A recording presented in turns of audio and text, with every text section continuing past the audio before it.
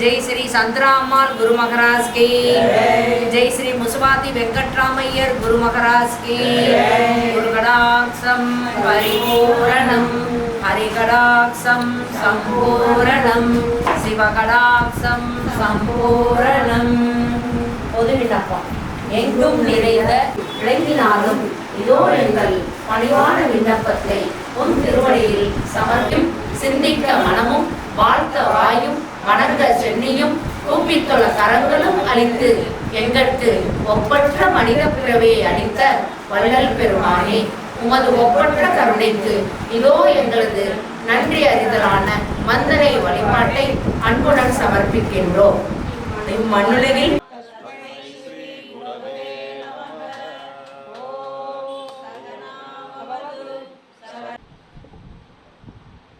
अस्मत् गुरुभ्यो नमः, अस्मत् सर्वगुरुभ्यो नमः, अस्मत् परमगुरुभ्यो नमः, श्रीमते रामानुजाय नमः। उल्लास पल्लविद पालित सप्तलोकी निर्वाह हेमहित कटाक्षलीलां सर्वमङ्गलं माङ्गल्ये शिवे सर्वार्थसाधिके शरण्ये त्र्यम्बके देवी நாராயணி நமோஸ்துதே. இந்த ஸ்லோகம் 2 ஸ்லோகத்தின் சேர்க்கையோடு பாடியிருக்கிறேன். உல்லாச பல்லவித பாலித சப்தலோகி நிர்வாக கோரஹித நேம கடாட்ச லீலாம் என்பது பராசர பட்டர் பாடிய ஸ்லோகம். அத்தோடு சேர்ந்து சர்வமங்கள மாங்கல்யே இந்த 2 ஸ்லோகங்களையும் சேர்த்து பாடியிருக்கிறேன். அதில் பாதி இதில் சேர்த்து பாடியிருக்கிறேன். இந்த உல்லாச பல்லவித பாலித சப்தலோகி நிர்வாக நேமஹித கடாட்ச லீலாம், நிர்வாக கோர நேமஹித கடாட்ச லீலாம் ஹர்மியதள மங்கள தீபரேகாம் ஸ்ரீ ரங்கராஜ மகிஷீம் ஸ்ரீயமாஸ்ரயாமக என்பது பராசர பட்டர் ஸ்ரீ ரங்கநாயகி தாயார் மேலே பாடிய ஸ்லோகம். அது இந்த ஸ்லோகம் இந்த உலகத்தை எல்லாம் ஒரு விளையாட்டாக படைத்து காத்து ரட்சித்து மீண்டும் தன்னுள்ளே கிரகித்து கொண்டு இந்த லீலாவை இந்த லீலையை நடத்துகின்ற பகவானுடைய பட்ட மகிழ்ச்சியாக இருக்கின்ற ரங்கநாயகி தாயாரை போற்றும் விதமாக அமைந்திருக்கின்றது. என்ன இந்த ஸ்லோகத்தில் சொல்கிறாங்கன்னா, நம்ம தாமரை பூவே ரொம்ப விசேஷமாக பகவானுக்கு சமர்ப்பிக்கிறோம். எந்த ஒரு வைபவம்னாலும் தாமரைன்னா அவ்வளோ விசேஷம். இந்த தாமரைக்கு என்ன வைபவம்னா, இந்த தாமரையிலே தான் சிருஷ்டியே நடந்திருக்கின்றது. தாமரை மூலமாகத்தான் சிருஷ்டி நடந்திருக்கின்றது.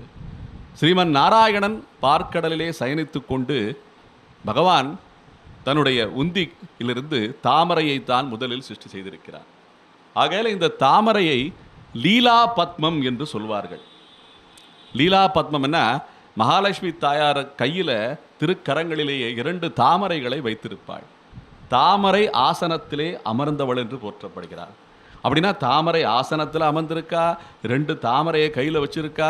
ஸ்ரீமன் நாராயணன் தன்னுடைய உந்தியிலிருந்து வெள்ளை தாமரையை சிருஷ்டித்து அந்த தாமரையிலிருந்து பிரம்மாவை படைத்து பிரம்மா மேற்கொண்டு அந்த செந்தாமரையிலிருந்து பிரம்மாவை படைத்திருக்கிறான். பிரம்மாவுடைய பட்ட மகிழ்ச்சியான சரஸ்வதி தேவி தாமரையிலே வீச்சிருக்கிறாள், வெள்ளை தாமரையிலே வீச்சிருக்கிறாள் என்பது போல அவ்வளவு வர்ணனை எல்லாமே பார்த்தீங்கன்னா இந்த தாமரையை வைத்து கொண்டு தான் இருக்கும். இந்த தாமரை தண்டு அதனுள்ளே இருக்கின்ற அந்த விதை அவ்வளவு விசேஷமானது தாமரைக்கு என்று சொல்லப்படுகிறது. ஆகையால தான் இந்த உல்லாச பல்லவித பாலித சப்தலோகின்னா இந்த சப்தலோகங்களையும் உல்லாசமாக விளையாட்டாக படைத்திருக்கின்ற ஜெகன்மாதாவான ரங்கநாதனின் பட்ட மகிழ்ச்சியான தாயாரை போற்றுகிறோம். அவள் எப்படி இருக்கிறாள் என்றால் ஸ்ரீரங்க ஹர்மியதள மங்கள தீபரேகா அப்படின்னு சொல்கிறாங்க. அவ்வளவு தீபங்களை எல்லாம் ஒரு சேர பொருத்தி வைத்தால் எப்படி இருக்கும், அந்த ரேகையை போலே அவ்வளவு அழகாக இருப்பாளாம் அவளுடைய தோற்றம் என்பது வர்ணிக்கப்படுகிறது. ஹர்மியதளன்னா எப்படியுமே இந்த மஞ்சள் அப்படின்னு சொல்கிறது நம்ம ரொம்ப விசேஷமானது, மங்களகரமானது. எல்லாவித காரியங்களுக்கும் மஞ்சள் இல்லாமல் சுபகாரியங்கள் எதுவுமே நடக்காது. அவ்வளவு மஞ்சளுக்கு அவ்வளவு ஏற்றம். அது நம்முடைய ஆரோக்கியத்துக்கும் சரி, ஒரு நல்ல ஒரு சுபகாரியத்துக்கும் நல்ல ஒரு பார்ப்பதற்குண்டான அந்த பார்வைக்கும் சரி மஞ்சள்னா அவ்வளவு விசேஷம். அதை சௌராஷ்டிராவில் ஹலத்துன்னு சொல்லுவாங்க, ஹலத்துன்னு சொல்லி. இது எப்படியோ என்னன்னு தெரியல. இந்த உலகத்திலேயே ஆரோக்கியம் ரொம்ப முக்கியம். அப்படின்னா எது ரொம்ப முக்கியம் அப்படின்னா ஹெல்த் ரொம்ப முக்கியம். இந்த ஹெல்த்னாலே ஹலத்துன்னு தான் அர்த்தம். என்ன ஹல்தின்னு சொல்லி என்ன நம்ம ஹிந்தியில் சொல்லுவாங்க, ஹல்தின்னு சொல்லி. இந்த ஹல்திங்கிற வார்த்தையே பார்த்தீங்கன்னா ஹெல்த்தின்னு தான் வருது. ஹல்தின்னா ஹெல்த்தி தான். ஹெல்த்துக்கு உண்டான ஒரே மூலப்பொருள் எதுன்னா ஹலத்தான். அவங்க எப்படி இதை எடுத்துக்கிட்டாங்கன்னு தெரியல, இருந்தாலும் ஆராய்ச்சிக்குரியது, நீங்கள் மனசில் வச்சுக்கோங்க. ஆகையாலே இந்த மஞ்சள், தாமரை அத்தனையுமே மங்கள பொருட்கள் அனைத்துமே அதற்கு உரியவள் யார் என்றால் சாட்சாத் பரபிரம்ம ஸ்வரூபிணியான ரங்கநாயகி தாயாரே என்று ஆளவந்தார் போற்றி இருக்கிறார். பராசர பட்டர் என்பவர் பின்னே வந்த மகனீயர். அவருடைய சிஷ்யர் பரம்பரையிலேயே கூரத்தாழ்வானுக்கு அவதரித்த புரோகிதர், ஸ்ரீரங்க புரோகிதர் அவர். அப்படி இருக்கும்போது அந்த காலத்துக்கும் ஆளவந்தார் இருந்த காலத்துக்கும் இவருக்கும் கிட்டத்தட்ட 100 வயது காலம் இடைவெளி இருக்கிறது. அப்படின்னா அடியன் ஏன் இந்த ஸ்லோகம் பாடினேன்னா, ஒவ்வொரு காலகட்டத்துக்கும் ஒவ்வொரு தேவை இருக்கிறது. ஆண்டவனை போற்றுவதற்கு பல காரணங்கள் இருக்கலாம். ஏன்னா ஒவ்வொரு இன்ப நிலையிலையும் நல்ல சந்தோஷமாக இருக்கும்போதும் ஆண்டவனை போற்றுகிறார்கள். சில நேரத்தில் ரொம்ப ஒரு மாதிரி கஷ்ட காலங்களையும் ஆண்டவனை துதிக்கிறார்கள். நம்ம சந்தோஷமாக இருக்கும்போது ஆண்டவனை எதுக்கு போற்றணும்? நன்றி சொல்வதற்காக போற்ற வேண்டும். இவ்வளவு மகிழ்ச்சியை கொடுக்குறியே, என்ன இவ்வளவு ஆனந்தத்தை கொடுக்குறியே, இந்த ஆனந்தத்துக்கு காரணமே நீதானேன்னு சொல்லி வேற வழி இல்லை, யாராவது நன்றி சொல்லணும்ல. அதாவது உச்சகட்ட ஆனந்தத்தில் இருக்கும்போது அதுக்கு உண்டான காரணம் யாருன்னு தேடி அதுக்கு உண்டான நன்றியை நம்ம செலுத்தணும். ஆகையால நன்றி சொல்வதற்கு பல காரணங்களாக நன்றி சொல்வதற்கு வேண்டுகிறோம் நாம். அதே சமயத்திலே ரொம்ப கஷ்டமாக இருக்கும்போது ஆண்டவன்கிட்ட போய் நம்ம பிரார்த்திச்சுக்கிறோம். என்ன 2 வேளைகளிலையும் ஆண்டவன் நமக்கு துணை புரிகிறான். என்ன இதான் லீலை. இந்த லீலை தான் முன்ன பின்ன வந்துக்கிட்டே இருக்கு, மாறி மாறி மாறி மாறி. அப்படின்னு சொல்லும்போது ஆண்டவனை நம் விடுவதே கிடையாது. ஆண்டவன் நம்மளை விடுறதில்லை, நம்மளும் ஆண்டவனை விடுறதே கிடையாது. இதுதான் இந்த லீலா விளையாட்டில் ரொம்ப முக்கியமான விஷயம். இப்போ நம்ம ஆன்மீகம் என்ன அறிவியல்னு தனித்தனியாக பிரித்து பார்க்குறோம். அப்படி எதுவுமே கிடையாது. எப்போவுமே இயலாமை என்று ஒன்று வரும் நமக்கு வாழ்க்கையில். என்னது? வாழ்க்கையில் எல்லாமே நமக்கு இயன்றுகிட்டே இருக்காது. எல்லாமே இயலும் செயலாகவே இருந்துகிட்டு இருக்கா. ஏன்னா நமக்கு இயலாமைன்னு ஒரு இடம் வந்து பார்த்தீங்களா, அந்த இயலாமையிலிருந்து பிறப்பது தான் இறையாண்மை. எப்படி? அந்த இயலாமையிலிருந்து நமக்கு ஜனிப்பது தான், உருவாவது தான், மன சிந்தனைகளை உதிப்பது தான் இறையாண்மை என்று சொல்லப்படுகிறது. நம்மளால் முடியாதுப்பா, இது நம்ம சக்திக்கு உட்பட்டது, அவ்வளவுதான். என்ன இதுக்கு மேலே நம்மளால் செயல்படுத்த முடியாதுன்னு சொல்லி போய் சோர்ந்து உட்காரும் போது அந்த ஆத்மாவுக்குள்ளே உள்ளே உரைகின்ற கடவுள், என்ன கடவுள்னா உள்ளேயும் இருக்கிறான், நம்ம எல்லாம் கடந்து வெளியிலையும் இருக்கிறான்ங்கிறதுனால பேரே கடவுள்னு சொல்கிறாங்க. அப்படி அந்தராத்மாவாக இருக்கின்ற, பிரகாசமாக ஜொலிக்கின்ற அந்த பகவான் நம்முடைய ஆத்மாவுக்குள்ளே இருந்து கொண்டு நம்மை நமக்கு தூண்டுதல் செய்து அவனுடைய சிந்தனை நமக்கு வரும் வண்ணம் சில செயல்களை செய்வான். அது நம்ம அனுபவிச்சிருக்கிறோமா? நமக்கு துன்பம் நேரும் போது என்ன அந்த துன்பமே நமக்கு ஒரு பாடம் சொல்லும் விதமாக இருந்து நம்மை நல்வழிப்படுத்தும். அந்த அனுபவம் எல்லாருக்குமே கிட்டத்தட்ட ஒரு நிலைமையில் இருக்கும். ஏன்னா அவ்வளவு தாண்டா, முடிஞ்சிருச்சு வாழ்க்கை அப்படின்னு இருக்கும்போது திடீர்னு பார்த்தீங்கன்னா இன்னும் ஒரு கதவு திறக்கும், இன்னும் ஒரு வாசல் திறக்கும். நம்ம அந்த வாசல் வழியாக போனால் இன்னும் ஒரு பிரகாசமான வழி தெரியும். நம்முடைய முன்னேற்றம் ஊர்ஜிதமாகிவிடும், நிச்சயமாகிவிடும். அந்த மாதிரி நிறைய தடவை நடந்திருக்கு நம்ம வாழ்க்கையில். அப்படி இருக்கு சொல்லும்போது இந்த லீலையிலே இதெல்லாம் நடந்துக்கிட்டே இருக்கும்போது என்ன நமக்கு இலக்காக இருக்க வேண்டும், என்ன நமக்கு நோக்கமாக இருக்க வேண்டும், எதை சென்று நாம் அடைய வேண்டும் என்று அந்த நோக்கத்தின் வழியையும் அந்த அடைய வேண்டிய இலக்கையும் சரி பிரகாசப்படுத்துவது தான் இது போன்ற ஆளவந்தார் போன்ற மகான்கள் போன்றவர்கள் அவதரித்திருக்கிறார்கள். இது ஒவ்வொரு காலகட்டத்திலையும் நடந்திருக்கு. முன்னாலே ஆழ்வார்கள் அவதரித்தார்கள். ஆழ்வார்கள் அவதரித்த போது அந்த நிலை, அந்த உலக நிலை என்ன மக்களுடைய நிலை வேறு. பிறகு வந்த ஆச்சாரிய பெருமக்கள், நாதமுனிகள், அவருடைய மகன் ஈஸ்வரமுனி, அப்புறம் உய்யக்கொண்டார், மணக்கால் நம்பி, பிறகு ஆளவந்தார், அவங்களுடைய நிலை வேறு. என்ன அவர்களுடைய அவதாரங்கள் எல்லாம் முடிந்த பிறகு பின்னே வந்த ஆச்சாரியர்கள் என்ன அது தொடர்ச்சியாக வந்து கொண்டே இருக்கும்போது ராமானுஜர் அவதரித்தார். ராமானுஜர் என்ன செய்திருக்கிறார் என்றால், முன்னே வந்த ஆழ்வார்கள் தொட்டு ஆச்சாரியர்கள் தொட்டு அவர் வரை, அவருடைய குருக்கள் தொட்டு அவர் வரை இருந்த அத்துணை கிரந்தங்களையும் சேர்த்து ஒரு பெரிய ஏரி போலே, ஒரு பெரிய சமுத்திரம் போலே ராமானுஜர் விளங்கி இருக்கிறார். அப்படின்னா எப்படி இருக்குன்னு பாருங்க. அப்ப அந்த நிலைக்கும் சரி, இனி வரப்போகின்ற சிஷ்யர்களுக்கும் சரி, சேர்த்து பல கிரந்தங்களை எல்லாம் செய்து, அவர்கள் செய்த கிரந்தங்களையும் அவர்கள் செய்த ஸ்ரீ சுக்திகளையும் அனைத்தையும் சேர்த்து ஒரு சேர சேர்த்து ஒரு கடல் போலே அனைவருக்கும் இனிமேல் எந்த ஒரு தலைமுறையானாலும் சரி, பிற்பாடு வருகின்ற 1000 வருடங்கள், 2000 வருடங்கள், 10,000 வருடங்கள், ஏன் கலியுகம் முடியப் போகின்ற தருணமானாலும் சரி, இது உபயோகமாக இருக்க வேண்டும் என்று சொல்லி இந்த எல்லா கிரந்தங்களுக்கும் தலையாய கிரந்தமாக ஸ்ரீபாஷ்யத்தை ஏற்றிருக்கிறார். பிரம்மசூத்திரத்துக்கு உண்டான விளக்கத்தை ஏற்றிருக்கிறார். இதை பெரியவாச்சான் பிள்ளை இந்த ஆளவந்தாருடைய சதுர்ஸ்லோகி நாம் அனுபவித்து வருகிறோம். இத்தனை விளக்கங்களும் ஏனென்றால் இந்த ஆளவந்தாருடைய சதுர்ஸ்லோகிக்கு நாம் 4ஆம் நாள் வைபவமாக அனுபவித்துக் கொண்டு வருகிறோம். 4வது ஸ்லோகத்தையும் சேர்த்து இன்று அனுபவிப்போம். அப்படி இருக்கும்போது இந்த 3 ஸ்லோகங்கள், முன்னே அனுபவித்த 3 ஸ்லோகங்கள் சதுர்ஸ்லோகியிலே பார்த்தோம்னா நமக்கு நிறைய விஷயங்கள் விளக்கமாக சொல்லியிருக்கோம். இருந்தாலுமே குறிப்பிட்டு சொல்ல வேண்டும் என்றால், முதல் ஸ்லோகத்திலே என்ன சொல்லப்படுகிறது என்றால், பகவானுடைய குணம் எப்படி இருக்கிறதோ அதற்கு நிகராக தாயாரின் குணம் இருக்கிறது என்று ஊர்ஜிதப்படுத்தப்படுகிறது. என்ன பகவானுக்கு என்ன திரு கல்யாண குணங்கள் என்னென்ன இருக்கோ அது அப்படியே தாயாருக்கு இருக்கிறது என்று இந்த ஸ்லோகத்திலே சொல்லப்படுகிறது. புருஷோத்தமனாக இருக்கின்ற பகவானுக்கு காந்தையாக இருப்பவள், அதான் காந்தஸ்தே புருஷோத்தம என்ற 2 வார்த்தையிலேயே அது உறுதி செய்யப்படுகிறது.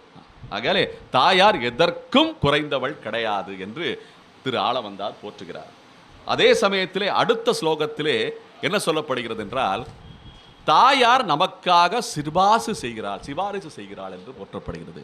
என்ன அடுத்த ஸ்லோகத்திலே தாயார் நமக்காக ஸ்ரீபாரிசு என்றால் ஸ்ரீ பார்ஸ்வே சிபாரிசுன்னு சொல்லுவாங்க. நம்ம கல்யாண வீடுகள் எல்லாம் பார்த்தீங்கன்னா சீதனம்னாலே பெரிய ஒரு சங்கடமான விஷயம் ஆகிப்போச்சு. அது என்ன சொல்கிறாங்க, வரதட்சணை. வரதட்சணை கொடுமைன்னு ஆகிப்போச்சு இன்னைக்கு. ஒரு காலத்தில் விரும்பி கொடுக்கப்பட்டது இன்று வியாபாரமாகி அது வேற மாதிரி ஒரு குற்றம் போலே நமக்கு காட்டப்படுகிறது. உண்மையிலே அது கிடையாது. ஸ்ரீதனம் என்ன, சீதனம் கிடையாது, ஸ்ரீதனம் என்ன, அதில் கொடுக்கப்படுவது அந்த பெண் தான். அதான் ஸ்ரீதனம். கன்யாதானம்னு சொல்றாங்க பார்த்தீங்களா, அதைத்தான் ஸ்ரீதனம் என்று சொல்லப்படுகிறது. அந்த ஸ்ரீதனத்தோட முடிந்த அளவு அந்த பெண்ணுக்கு என்ன வேண்டி இருக்கிறதோ அதையெல்லாம் சேர்த்து பரிசு பொருளாக வழங்கப்பட்டது ஒரு காலத்தில். யாராருக்கு என்னென்ன சக்தி இருக்கோ அந்த அளவுக்கு தான் வழங்கியிருக்காங்க. அதை மனப்பூர்வமாக மனமுவந்து வழங்கப்பட்ட காலம் ஒன்று.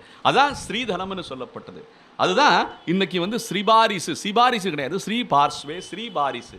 அப்ப ஸ்ரீ என்பவள் நமக்காக பகவானிடம் வேண்டுகிறாள் என்பது போல இந்த 2வது ஸ்லோகத்திலே ஸ்ரீபாரிசா என்று சொல்லப்படுகிறது. அவள் நமக்காக விண்ணப்பம் செய்கிறாள் பகவானிடம். எப்பவுமே இந்த ஸ்ரீக்கு உண்டான அர்த்தத்தை போன வாட்டி நான் அடியேன்னு சொல்லியிருந்தேன். ஸ்ரீக்கு அர்த்தம் பல விதமாக இருக்கிறது. ஒரு வார்த்தை, ஒரு அக்ஷரம் தான் அது. ஆனால் அதுக்கு இத்தனை விளக்கங்கள் இருக்கிறதுனா எவ்வளவு அனுபவமிக்க இது. அப்படின்னா ஸ்ரீயதே அப்படின்னு சொல்லி அவ ஸ்ரீயதே ஸ்ராயத்தே, முதல்ல கேட்கிறாள், அப்புறம் ஸ்ராயத்தே கேட்பிக்கிறாள், அப்புறம் ஸ்ரீயத்தேன்னு சொல்லும்போது நம்ம எல்லாம் கேட்பிக்கிறாள். அதாவது ஸ்ரீ என்ன பண்றான்னா அவ நம்ம குறைகள் எல்லாம் கேட்கிறாள். அப்புறம் என்ன பண்றா, பகவானிடம் போய் நம் குறைகளை எல்லாம் சேர்ப்பிக்கிறாள். அப்புறம் என்ன பண்றா, நம்மளை கேட்க வைக்கிறாள் மேலும் மேலும். அப்ப நம்ம ஒரு குறையை வேண்டிக்கிட்டோம்னா அந்த குறைய பகவான் கேட்டுக்குவான். ஆனா அது நியாயமான குறையா இல்லை உண்மையிலே அது குறையே இல்லையாங்கிறதெல்லாம் அலசி ஆராய்ச்சி பார்க்கக்கூடிய வேலையை தாயார் செஞ்சு இருந்தாலும் பகவான்கிட்ட சொல்லிட்டு அதெல்லாம் பெரிய குறை கிடையாதுடா, இன்னும் மேற்கொண்டு நீ முன்னேற வேண்டும், இதெல்லாம் என்ன ஒரு ஒரு ஒரு உதாசீனப்படுத்தி கொண்டு மேலும் நீ முன்னேறுன்னு சொல்லி நம்மளையும் கேட்க வைக்கிறாள். அப்படி 3 வேளையை சேர்த்து பார்த்துக்கிட்டே வர்ற தாயார் நம்மளை எல்லாம் பக்குவப்படுத்தி கொண்டே வருகிறாள் என்பது போல இந்த ஸ்ரீயின் அர்த்தம் விளங்குகிறது. ஆகையால இந்த ஸ்ரீபாரிசில இத்தனை வேளையும் தாயார் சேர்த்து கொண்டே நம்ம எல்லாம் பக்குவப்படுத்தி கொண்டே வருகிறாள் என்பது போல விளக்கம் வருகிறது. 3வது ஸ்லோகத்திலே தாயார் எப்பவும் அவனுடைய மட்ட மகிழ்ச்சியாக இருந்து துணையாக இருந்து அத்தனை தொழில்களிலேயும் அவள் ஈடுபட்டு கொண்டிருக்கிறாள். அதிலே சிருஷ்டி தொழில் மிக முக்கியமானது. அதாவது இந்த உலகம் படைக்கப்பட்டிருக்கிறது என்ற ஒரு விஷயத்திலே தாயார் படைக்கப்படும் போதே துணையாக இருந்து அத்தனை உலக சிருஷ்டியையும் செய்திருக்கிறாள் என்பது 3வது ஸ்லோகத்திலே. 4வது ஸ்லோகத்திலே, இன்றைய தினம் நாம் பார்க்க போகும் ஸ்லோகத்திலே, சதுஸ்லோகியிலே தாயார் பகவானுடைய அத்துணை நிலைகளிலும் என துணையாக நின்று நமக்கெல்லாம் அருள் புரிகிறாள் என்பது இந்த ஸ்லோகத்தின் அர்த்தம் விளங்குகிறது. அப்படின்னா தாயார் எப்படி நமக்கு எந்த எந்த நிலையிலே பகவானுடன் சேர்ந்து நமக்கு அருள் பாலிக்கிறாள் என்பதை இன்றைய ஸ்லோகத்தின் விளக்கமாக நாம் அனுபவிக்கலாம். சேவிச்சிருவோம். சாந்தானந்த மகாவிபூதி பரமம் யத் பிரம்மரூபம் ஹரே மூர்த்தம் பிரம்ம ததோபி தத் பிரியதரம் ரூபம் யதத்யத்புதம் யானி யதா சுகம் விகாரதோ ரூபாணி சர்வாணி தானி அகுஸ்வைரணு ரூப விபவைர் கடோபகூடானிதே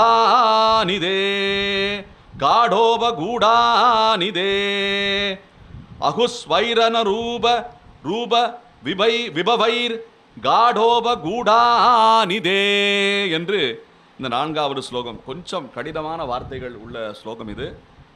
அதாவது இதெல்லாம் சொல்லி வழக்கமாக நம்ம இதெல்லாம் இந்த 4 ஸ்லோகங்களும் நித்திய அனுசந்தானத்தில் ஸ்ரீ வைஷ்ணவ சம்பிரதாயத்தில் அறிவுறுத்தப்படுகிறது. நித்திய அனுசந்தானம் நிறைய இருக்குது. ஏன்னா ஆச்சாரிய வைபவங்களை சேவிக்கணும்னு இருக்குது, அப்புறம் பாசரங்களை பாடணும்னு இருக்குது, நம்ம வீட்டில் இருக்கிற மூர்த்திகளுக்கெல்லாம் எல்லா மந்திரங்களும் சொல்லி பூஜை செய்யணும்னு இருக்குது. இத்தனை வேலைகளும் இத்தனை நம்ம அலுவல்கள் எல்லாம் இருக்கும்போது இதையும் நம்ம சேவிக்கணும்னு ஒரு விதி இருக்குது. முடிஞ்ச அளவு சேவிக்கலாம். அப்படி இருக்கும்போது இந்த சாந்தானந்த மகாவிபூதி பரமம் யத் பிரம்ம ரூபம் ஹரே அப்படின்னு சொல்லி வருது. இது என்ன, இந்த ஸ்லோகத்தில் என்ன குறிக்குதுன்னா, ஆண்டவன் உருவத்தோடு இருக்கிறானா அருவத்தோடு இருக்கிறானா என்ற கேள்விக்கு பதில் தான் இது. நம்ம உருவ வழிபாடு செய்கிறோமா அருவ வழிபாடு செய்கிறோமாங்க? ஏன் அருவ வழிபாடு செய்யலையா? ஒன்று புரிஞ்சுக்கணுங்க, நம்ம எதையும் விட மாட்டோம், நம்ம எதையும் விட்டது கிடையாது. எல்லா வழியும் நமக்கு இருக்கு. என்ன, எல்லா வழியும் நமக்கு சொல்லித்தரப்பட்டிருக்கு. அதெல்லாம் நம்ம தேர்ந்து ஏதாவது ஒரு வழியை எடுத்துட்டு அந்த இலக்கை போய் அடையணும். அதான் முக்கியம். என்ன, நமக்கு இலக்கு தான் முக்கியம். என்ன, ஆகையால நாம இதுதான் அப்படின்னு சொல்லி இதை மட்டும் தான் இருக்குன்னு சொல்லி நம்ம சொல்ல முடியாது. நமக்கும் உருவம் இல்லாத வழிபாடும் இருக்கிறது, உருவமுள்ள வழிபாடும் இருக்கிறது. என்ன, அருவ வழிபாடு இரண்டுமே நம்ம கிட்ட இருக்கு. ஆனா அருவ வழிபாடு மட்டும்தான் உண்மைன்னு சொல்றது தவறு. என்ன, எந்த உருவத்திலையும் பகவானை நம்ம வரிக்கலாம். என்ன, அப்படி இருக்கும்போது இது நம்ம என்னன்னா மற்றவங்களுக்கும் சமாதானம் ஆகக்கூடிய வகையிலே விளக்கத்தை நம்ம கொடுக்கறதுக்கு நமக்கு ஞானம் வேணும். அதான் ரொம்ப முக்கியம். அந்த ஞானம் நம்மகிட்ட இருந்தால் நம்மளும் கேட்கலாம்.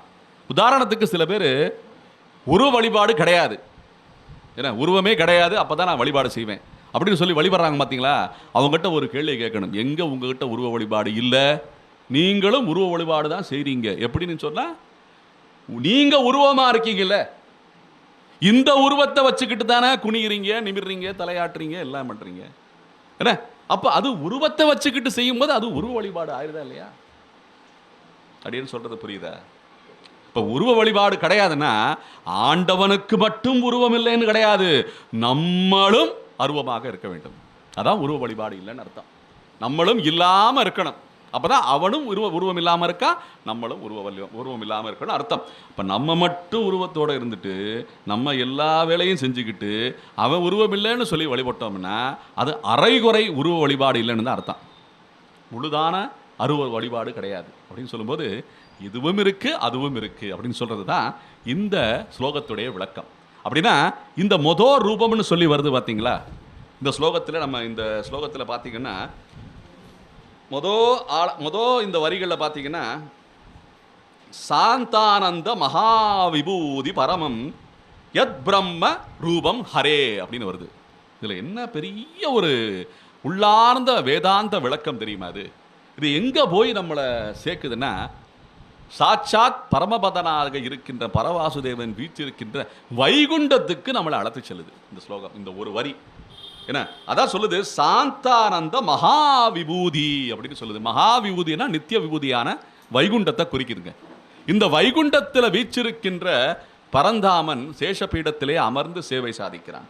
அப்படி அவனுடைய ரூபம் எப்படி இருக்குன்னா, அரூபமா இருந்தா எப்படி இருக்கும், ஆத்மார்த்த ரூபமா இருந்தா அவனே அமர்ந்திருக்கல, ஏன்னா அவனே ஒரு ரூபமா அரூபமா இருக்கும்போது சாந்தானந்த மகா விபூதி பரமம் யத் பிரம்ம ரூபம் ஹரே அப்படின்னு சொல்லி ஒரு ரூபம் சொல்றாங்க.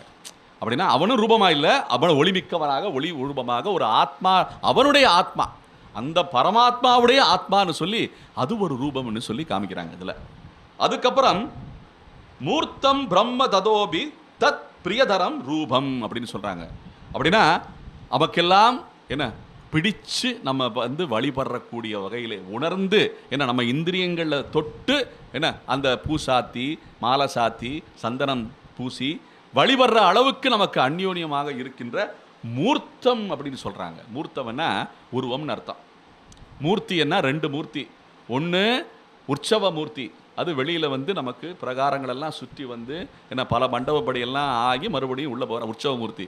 இன்னும் ஒன்று மூலமூர்த்தி. மூலமூர்த்தி உள்ள கல் விக்கிரகமாகவோ இல்லை சுதை விக்கிரகமாகவோ இல்லை மர விக்கிரகமாகவோ மர வடிவத்திலேயோ இருப்பார்.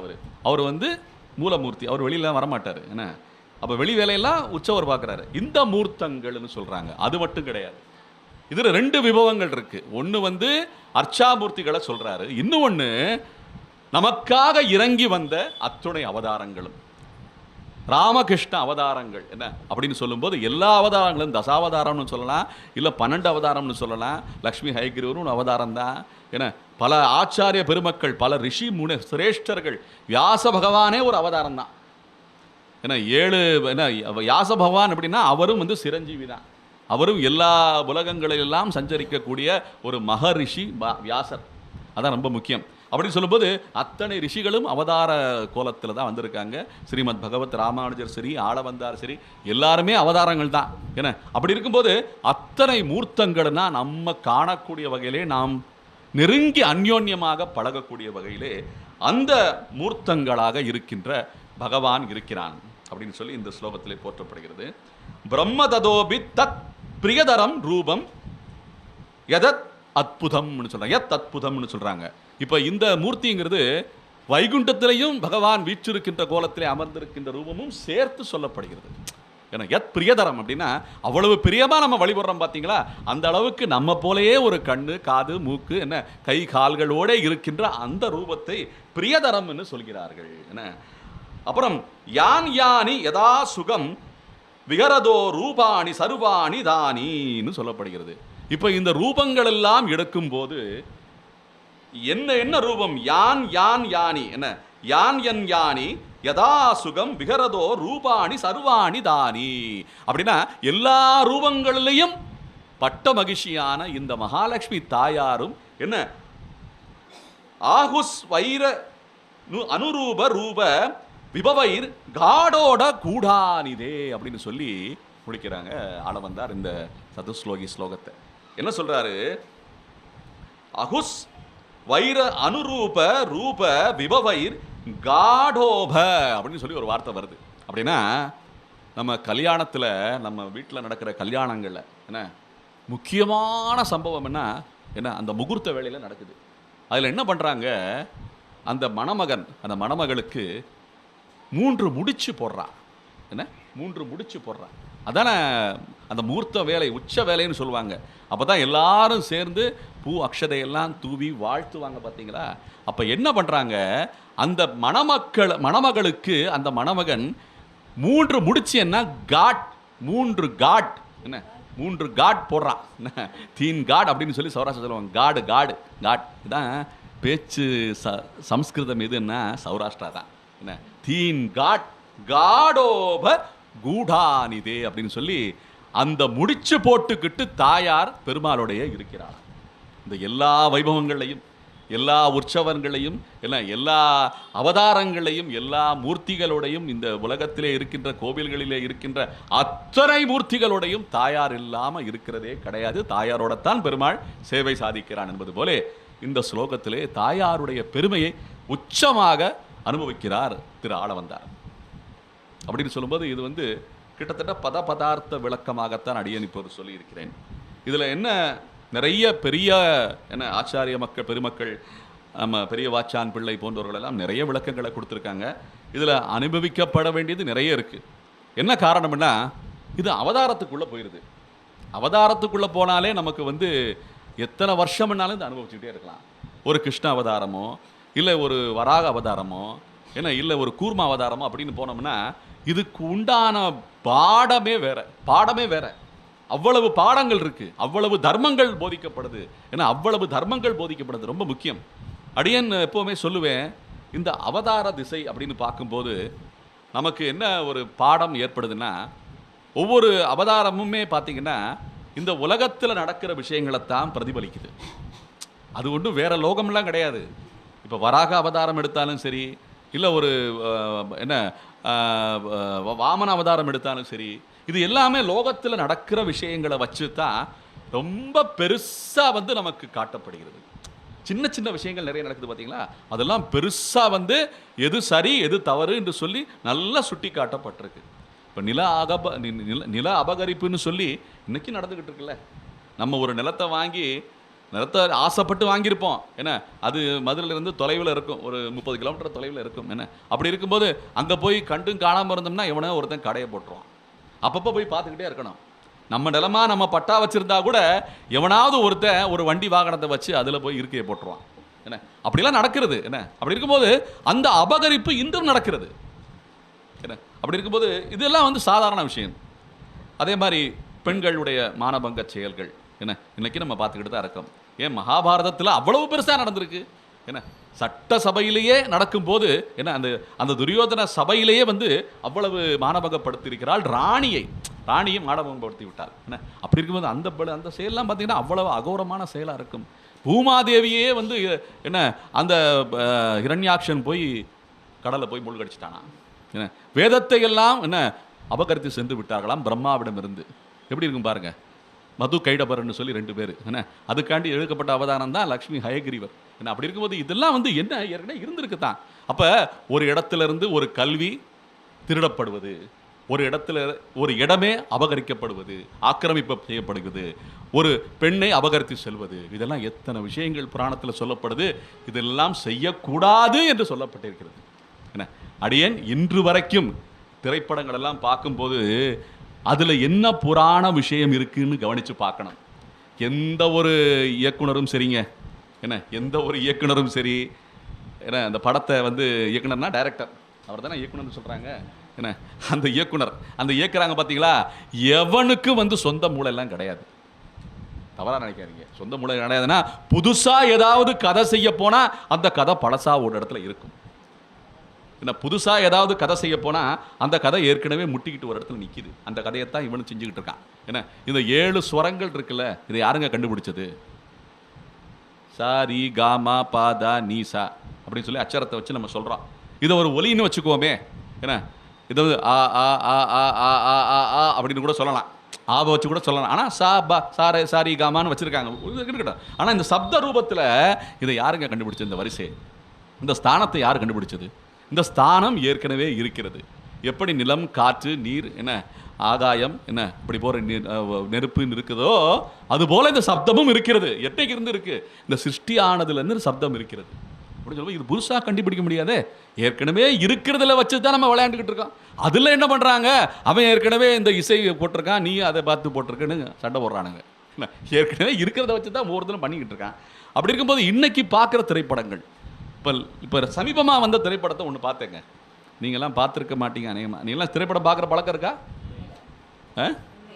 எல்லாருக்கும் ரொம்ப விரும்புகிற கடவுள் குபேரன்னு ஒரு கடவுள், அள்ளி கொடுக்குற கடவுள், திருப்பதி பெருமாளுக்கே கடன் கொடுத்துருக்குற கடவுள். அந்த பேரில் ஒரு படம் வந்துச்சுங்க.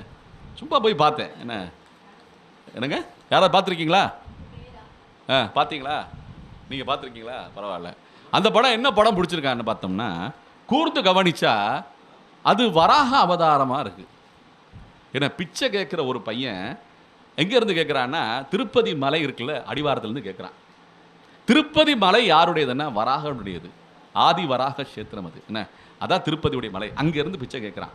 கேட்டுட்டு பல போராட்டத்தில் அவனை போய் ஒரு பெரிய பணக்காரன் ஆக்குறேன்னு சொல்லி ஒருத்தன் கூப்பிட்டுட்டு போய் அவன் என்ன பண்ணுறான், உலகத்தில் இருக்கிற எல்லா வளங்களையும் கொள்ளை அடித்து சம்பாதிச்சு இவனை ஒரு பினாமி ஆக்கிடுறான்.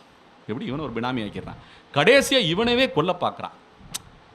அவன் என்ன பண்ணுறான், இருக்கிற குப்பை மேடு இருக்குல்ல அங்கே போய் எல்லாம் அலைகிறான்.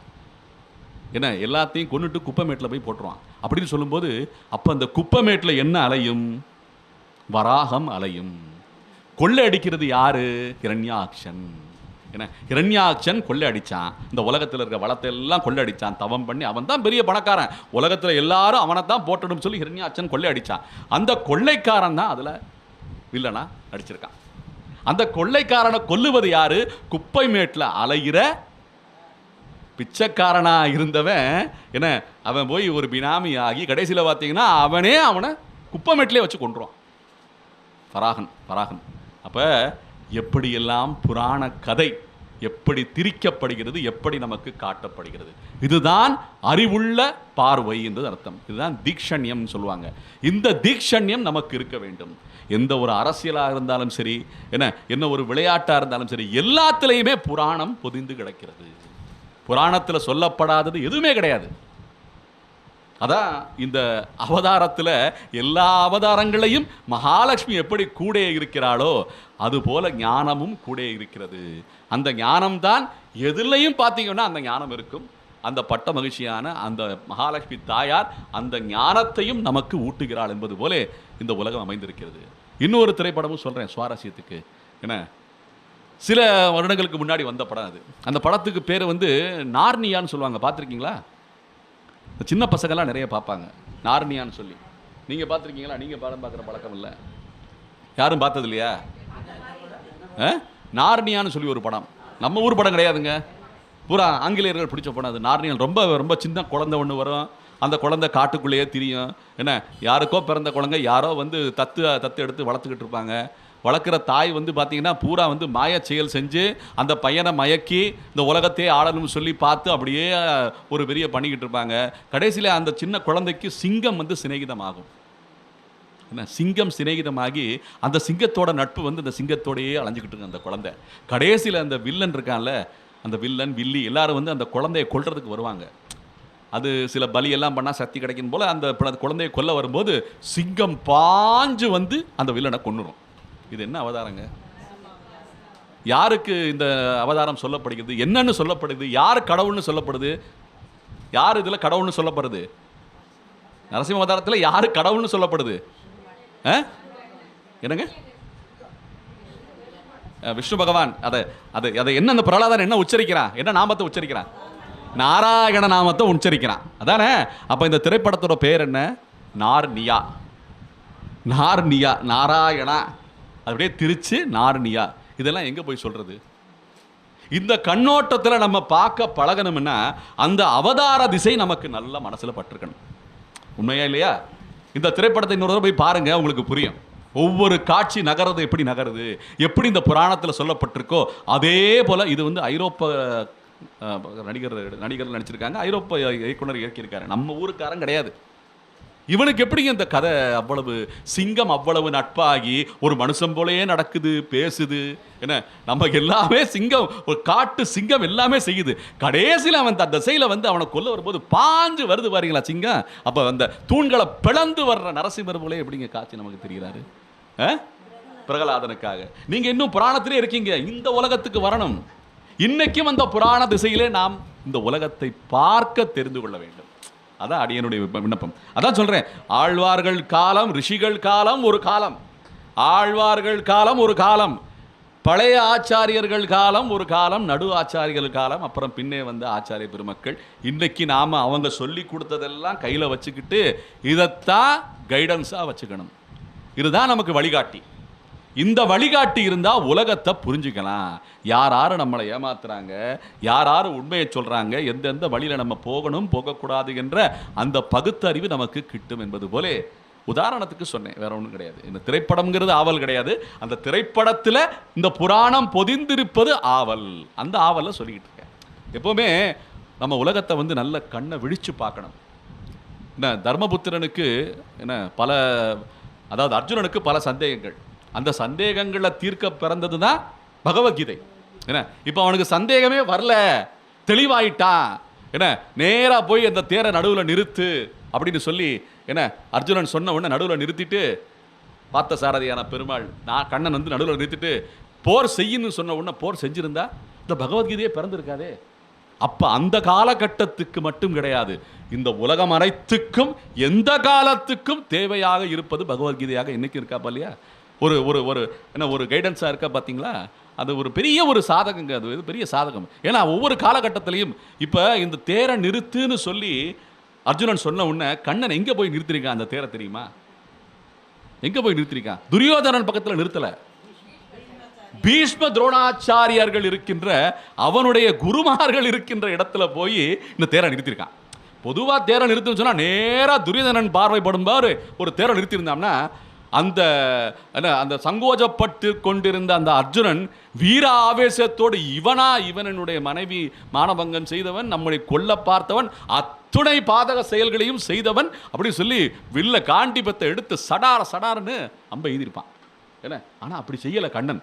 இல்லை, இவனுடைய நிலைப்பாட்டில் ஒரு புண்ணிய என்ன ஒரு மகத்தான ஒரு கிரந்தம், என்ன ஒரு மக்களுக்கு தேவையான ஒரு விஷயம் வெளிப்படுத்தப்பட வேண்டும் சொல்லி கண்ணன் பெரிய சுயநலக்காரங்க. எல்லாரும் இந்த மகாபாரத கதையில் என்ன இலக்குன்னு சரியா தெரியாது. இந்த முழு மகாபாரதத்திலையும் என்ன தெரியுமா நடந்திருக்கு? டேய் நான் தாண்டா கடவுள், டேய் நான் தாண்டா கடவுள்னு கெஞ்சாத குறையா எல்லா கட்டத்திலையும் கெஞ்சி கெஞ்சி பார்த்துருக்கான், ஒருத்தனும் கேட்கல. கடைசியில் போங்கடா அப்படின்னு சொல்லி வைகுண்டத்துக்கு போயிட்டான். இதுதான் நடந்திருக்கு.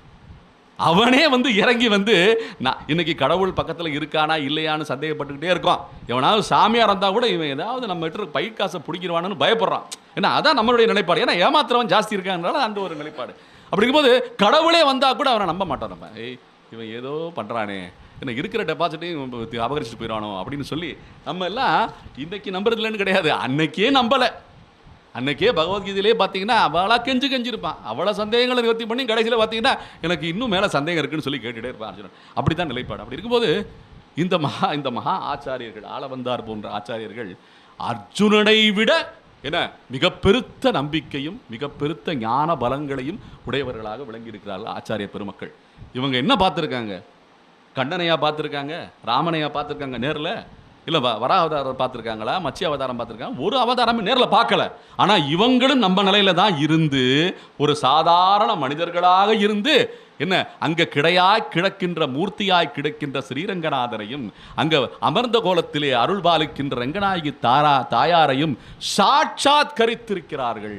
சாட்சாத்கரித்திருக்கிறார்கள்னா உண்மையிலேயே கண்ணனும் ருக்மணி தாயாரும் சேர்ந்திருந்தா எப்படி இருக்கும்? அதுபோல அதை விட அதிகபட்சமாக என அனுபவித்திருக்கிறார்கள் ஆளவந்தார் போன்ற மகனியர்கள். அந்த மனசெல்லாம் எப்படிங்க நமக்கு வரும்? ஆச்சரியத்திலே ஆச்சாரியம், இதுதான் ஆச்சாரியம்.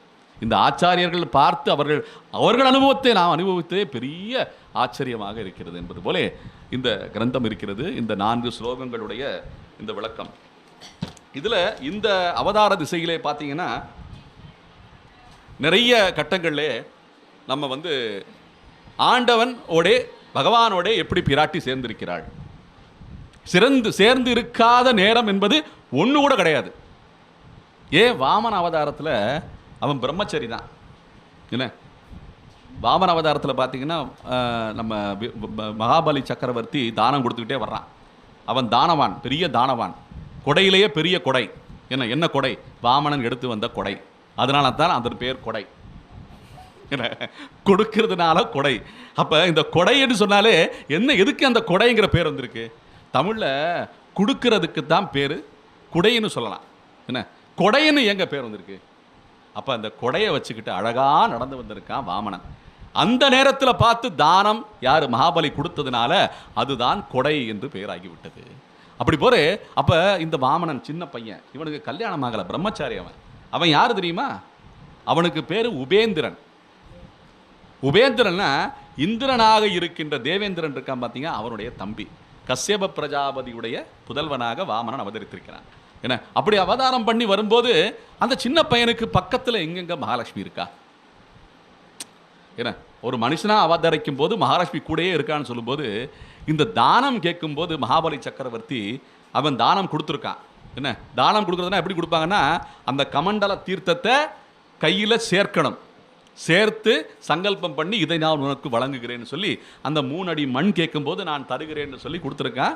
இடையில வண்டா வந்த அந்த சுக்கராச்சாரியாரை வந்து ஒரு தர்பையில் அப்படியே குத்தி கண்ணை வந்து கிழிச்சிருக்கான்னு சொல்லி அது புராணம் சொல்லுது புராணம். அப்படி இருக்கும்போது இந்த வாமனமூர்த்தி மகாலட்சுமி தாயாரோட எங்கே இருந்திருக்கிறாள்னு பார்த்தீங்கன்னா, நெஞ்சில் ஸ்ரீவத்சம் என்ற மறு தாங்கித்தான் வாமனன் வந்திருக்கிறான். அந்த உத்திரியம் இருக்குல்ல, உத்திரியம் என்ன உத்திரியம்னா மேல் துணி, அந்த போத்திக்கிட்டு தானம் கொடுத்துருக்கானா. மகாலட்சுமி தாயார் பார்த்துட்டானா கொடுக்கக்கூடாதுன்னு ஆயிரமில்ல சொல்லி போத்திக்கிட்டு தானம் கொடுத்துருக்கானா அப்படின்னு சொல்லி சொல்லப்படுகிறது. அப்போ ஸ்ரீவத்சம் என்ற மறுவோடு தான் எல்லா அவதார திசையும் நிகழ்ந்திருக்கின்றன. ஏன் இந்த பூமி தாயாரை தூக்கி நிறுத்திருக்கிறான் யாரு? வராகமூர்த்தி. பூமி தாயாரை தேடி பூமி தாயாருடன் சேர்ந்திருக்கிறான் வராகம். அப்போ அங்கேயும் சேர்த்தி தானே ஆகுது அப்படின்னு சொல்லும்போது எல்லா அவதார திசையிலும் பார்த்தீங்கன்னா தாயார் இல்லாமல் எந்த ஒரு அவதாரமும் கிடையாது. அதான் அந்த முக்கியமான விஷயம். இப்போ அடியேன் சொல்ல போவது என்னன்னா, இந்த கிரந்தத்திலே மிக விசேஷமாக போற்றப்படுவது அதன் பின்னே வந்த ஸ்ரீபாஷ்யம் என்ற கிரந்தத்துக்கு சாரமாக இது அமைந்திருக்கிறது என்பதுதான் ஒரு அற்புதமான விஷயம். ஏன்னா இந்த சதுஸ்லோகி ஸ்லோகத்தை ஏற்றிருக்கிறது ஆளவந்தார் கிட்டத்தட்ட ராமானுஜருடைய என்ன அவதாரத்துக்கு முன்னால் ஒரு 70-80 வருஷம் என்ன இடைவெளி இருக்கிறது. ஏன்னா இவர் பிறந்தது 978ன்னு சொல்லுவாங்க. 970 பிறந்திருக்காரு ஆளவந்தார். 28ன்னு சொல்லப்படுது, அப்புறம் 70ன்னு சொல்லப்படுது. சில இடைக்கால சர்ச்சை இருக்குது. அப்படி இருக்கும்போது இவருடைய பிறந்த தினத்திலிருந்து பார்த்தீங்கன்னா கிட்டத்தட்ட ஒரு 50 வருஷம் என்ன இடைவெளி இருந்திருக்கு. ஆளவந்தார் வாழும்போதே இருந்திருக்கு. அப்படின்னு சொல்லும்போது ஆளவந்தார் பரமவித்த பிறகுதான் ராமானுஜர் வந்திருக்கிறார். பிறகுதான் ராமானுஜர் தன்னுடைய பிற்காலத்திலே தான் ஸ்ரீபாஷ்யத்தை இயற்றியிருக்கிறார். இப்போ இந்த சதுஸ்லோகி ஸ்லோகம் பார்த்தீங்கன்னா ஸ்ரீபாஷ்யத்துடைய சாரமாக விளங்குகிறது என்று சொல்றாங்க. இது அதன் பின்னே ராமானுஜருக்கு பின்னே வந்த ஆச்சாரிய பெருமக்கள் அப்படி சொல்லிவிட்டு போயிருக்கிறார்கள். எப்படிங்க அந்த ஸ்ரீபாஷ்யத்துக்கு இணையாது எப்படி இருக்கும்னு பார்த்தீங்கன்னா, இதுல முதல் ஸ்லோகத்திலே சொல்லப்படுவது யாதெனில் பகவானுடைய திருக்கல்யாண குணங்கள் போற்றப்படுகிறது. அது ஸ்ரீபாஷ்யத்திலே சொல்லப்பட்டிருக்கிறது. திருக்கல்யாண குணங்கள் அனைத்தும் பகவான் சர்வஜன் சொன்னால் எல்லா ஞானமும் உடையவன் பகவான் சொல்கிறாங்க. எல்லா குணங்களும் அவனுக்கு வீரியம் இருக்கிறது, சக்தி இருக்கிறது, தேஜஸ் இருக்கிறது, ஏன்னா எல்லாமே இருக்கிறது, பலம் இருக்கிறதுன்னு சொல்லி அந்த திருக்கல்யாண குணங்களை போற்றுகிறார்கள் ஸ்ரீபாஷ்யத்திலே. அதுவும் இதில் இருக்கிறதுன்னு சொல்கிறாங்க. அப்புறம் அது மட்டும் இல்லாமல் இந்த ரங்கநாயகி தாயார் எப்படி சேர்த்தியில் இருக்கிறாரோ அதுபோலவே ஸ்ரீபாஷ்யத்திலையும் என்ன தாயாருடைய போற்றுதலுக்குண்டான ஸ்லோகங்கள் அதிலே அமைந்திருக்கின்றன. அடுத்தபடியாக நாம் எந்த திசையிலே செல்ல வேண்டும் என்ற அந்த வழியையும் ஸ்ரீபாஷ்யத்திலே சொல்லியிருக்கிறார். அதுவும் சொல்லப்படுகிறது. இலக்காக எது இருக்க வேண்டும் என்றால் பகவான் தான் இலக்கு என்றும் சொல்லப்படுகிறது. இப்போ இந்த ஸ்லோகத்தில் பார்த்தோம்னா நமக்கு வைகுண்டம் காட்டப்படுகிறது. ஆனால் இந்த ஸ்லோகத்தில் நம்ம வந்து முக்கியமாக பார்க்க வேண்டியது மகா விபூதி என்று சொல்லப்படுகிறது. இந்த மகா விபூதியான வைகுண்டம் தான் அத்துணை ஜீவராசிகளுக்கும் இலக்காக இருக்க வேண்டும், அந்த பரமபதம் என்று சொல்லி இந்த ஸ்லோகத்திலே பகவான் தான் இலக்கு. நமக்கு இந்த உலகத்தில் இருந்தாலும் அந்த உலகத்துக்கு சென்றாலுமே பகவான் தான் இலக்கு. இங்கே நம்ம இற்றைக்கும் ஏழேழு பிறவிக்கும் உற்றோமேயாவோம் உனக்கே நாம் ஆட்செய்வோம் என்று சொல்லி ஆண்டாள் போற்றுவது போல என்ன திருவாடிப்புறம் இப்போ வந்துக்கிட்டு இருக்கு. திங்கட்கிழமை திருவாடிப்புறம். ஆகையால் இந்த மாதம் பார்த்தீங்கன்னா ரொம்ப விசேஷமான மாதம் திருவாடிப்புறம். தாயாரை போற்றுவதே என்ன ஆண்டாள் பூமி பிராட்டியை போற்றுவதே இலக்காக இருக்க வேண்டிய இந்த மாதம். இன்றைக்கி பார்த்தீங்கன்னா நம்ம ஸ்ரீவில்லிபுத்தூரில் அத்தனை வைபவங்களும் ரொம்ப விசேஷமாக நடந்துக்கிட்டு இருக்கு. நீங்கள் இந்த நேரடி தொலைக்காட்சியில் பார்க்குறீங்களா? நேரடி காட்சிகள்லாம் பார்க்குறீங்களா? அனுபவிக்கிறீங்களா? அதுக்குன்னு பிரசு அவங்க இது பண்ணுறாங்க, அவங்க ரிலே பண்ணுறாங்க. பாருங்கள், நல்ல அருமையாக இருக்குது. நல்ல அற்புதமான உபன்யாசங்கள், நடன நிகழ்ச்சிகள், அப்புறம் உற்சவாதிகள் எல்லாமே அவங்க தொலைக்காட்சியில் காமிக்கிறாங்க.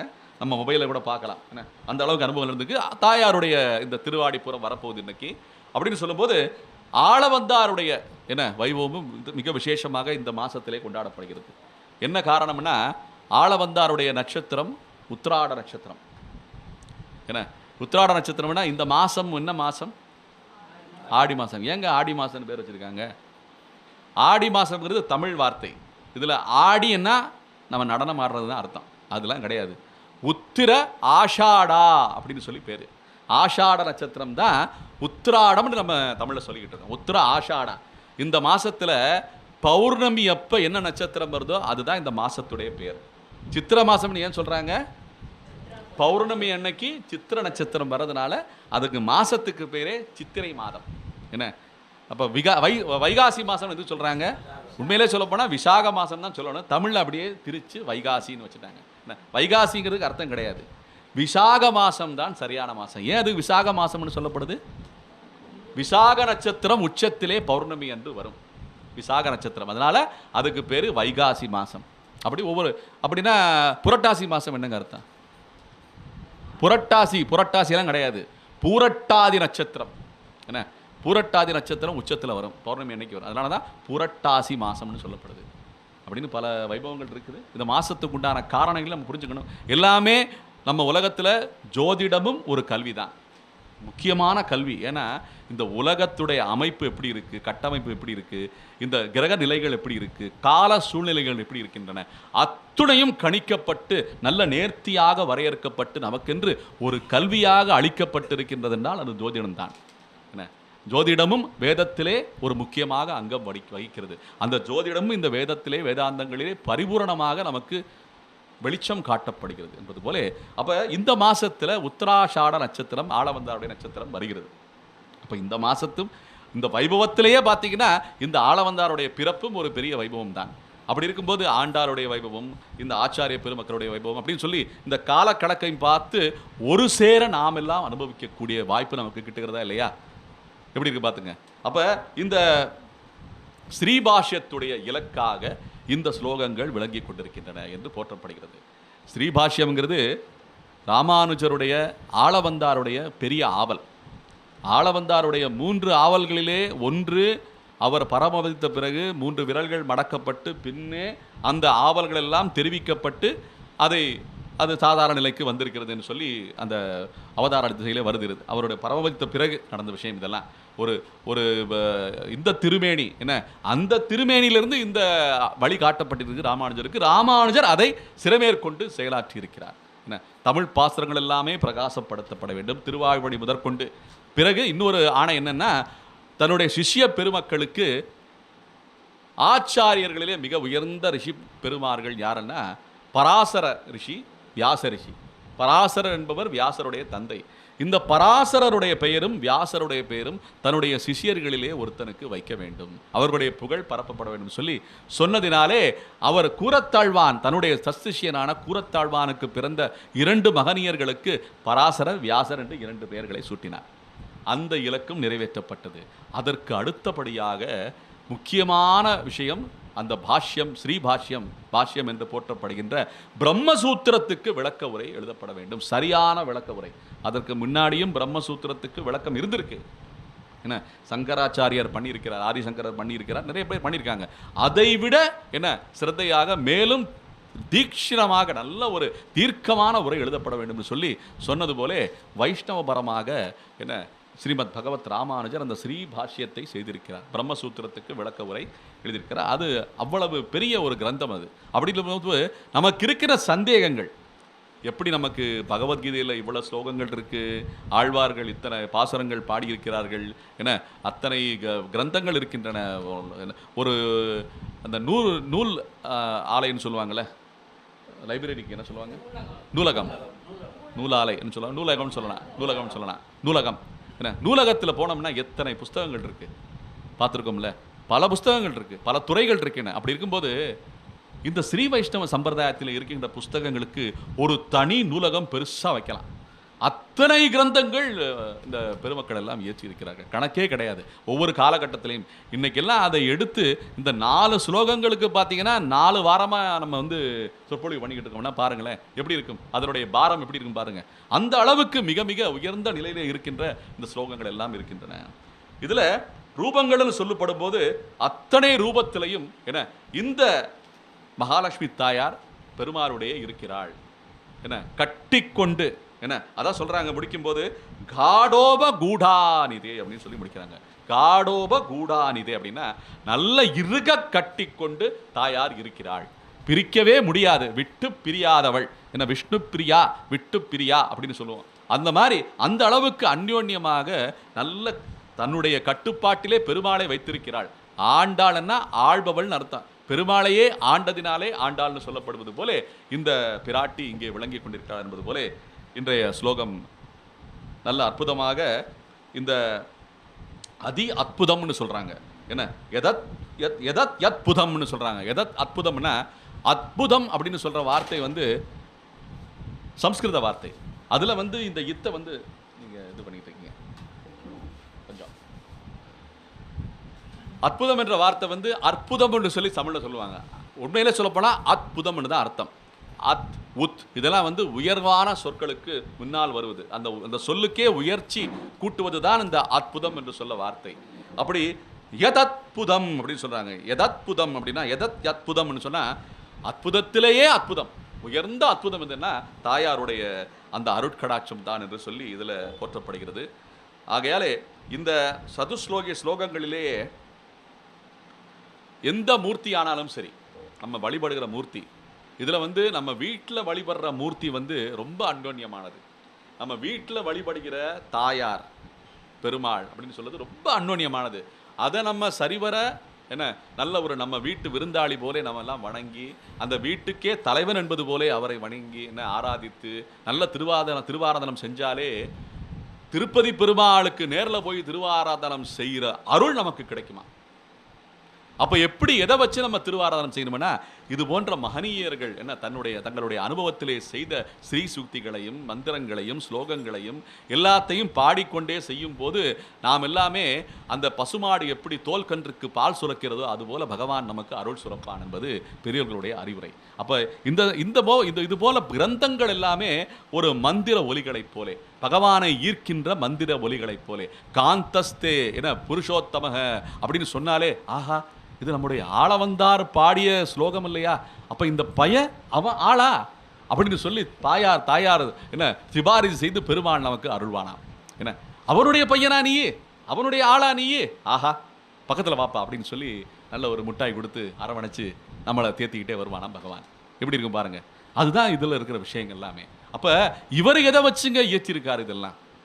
ஆளவந்தார் எதை ஆதாரமாக கொண்டு இதையெல்லாம் செய்திருக்கிறார் என்றால் பெரிய பெரிய வேதாந்த விஷயங்களில் எல்லாம் ஆழ்ந்து என்ன அப்போ மக்களுக்கு ஒரு சுருக்கமாக விஷயத்தை கொடுக்க வேண்டும். இப்போ நமக்கு எத்தனையோ அறநூல்கள் இருக்குங்க.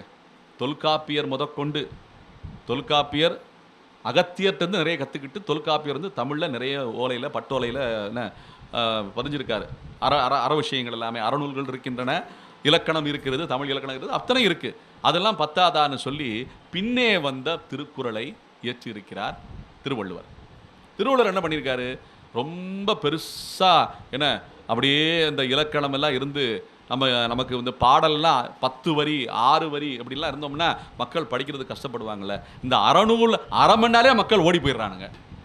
அறத்துக்கு இந்த சின்ன ராவா போட்டு அறுக்கிறாயான்னு சொல்லி ஓடி போயிடுறானுங்க. அறத்தை பற்றி பேச போகிறானா எதை பற்றி பேச போகிற போட்டு ராவ போகிறப்போ அப்படின்னு ஓடி போயிடுறானுங்க.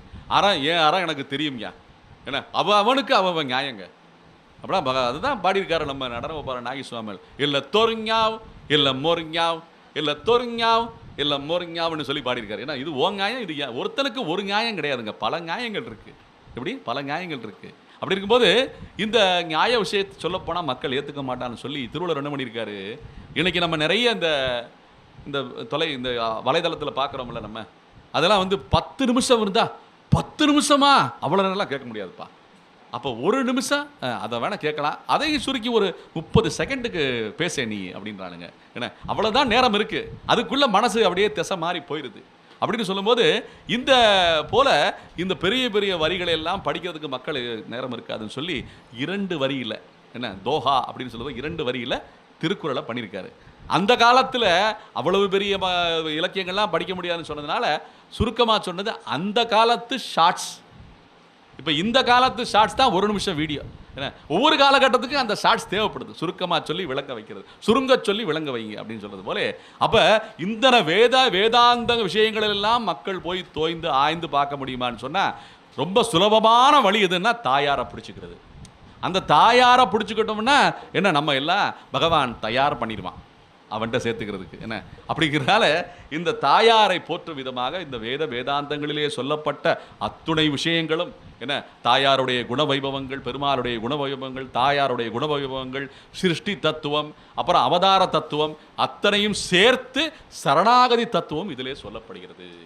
ஏன்னா இந்த ஸ்லோகங்களிலே பார்த்தோம்னா, நம்ம வந்து இரண்டாவது ஸ்லோகத்திலே பார்த்தோம்னா,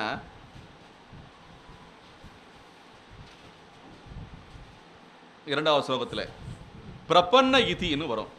என்ன, தாம் துவாம் தாச இதி பிரபன்ன இதி சஸ்தோஷ்யாம் யகம் நிர்பயோ அப்படின்னு வருது. அப்போ இந்த பிரபன்ன என்ன அர்த்தம்னா சரணாகதி.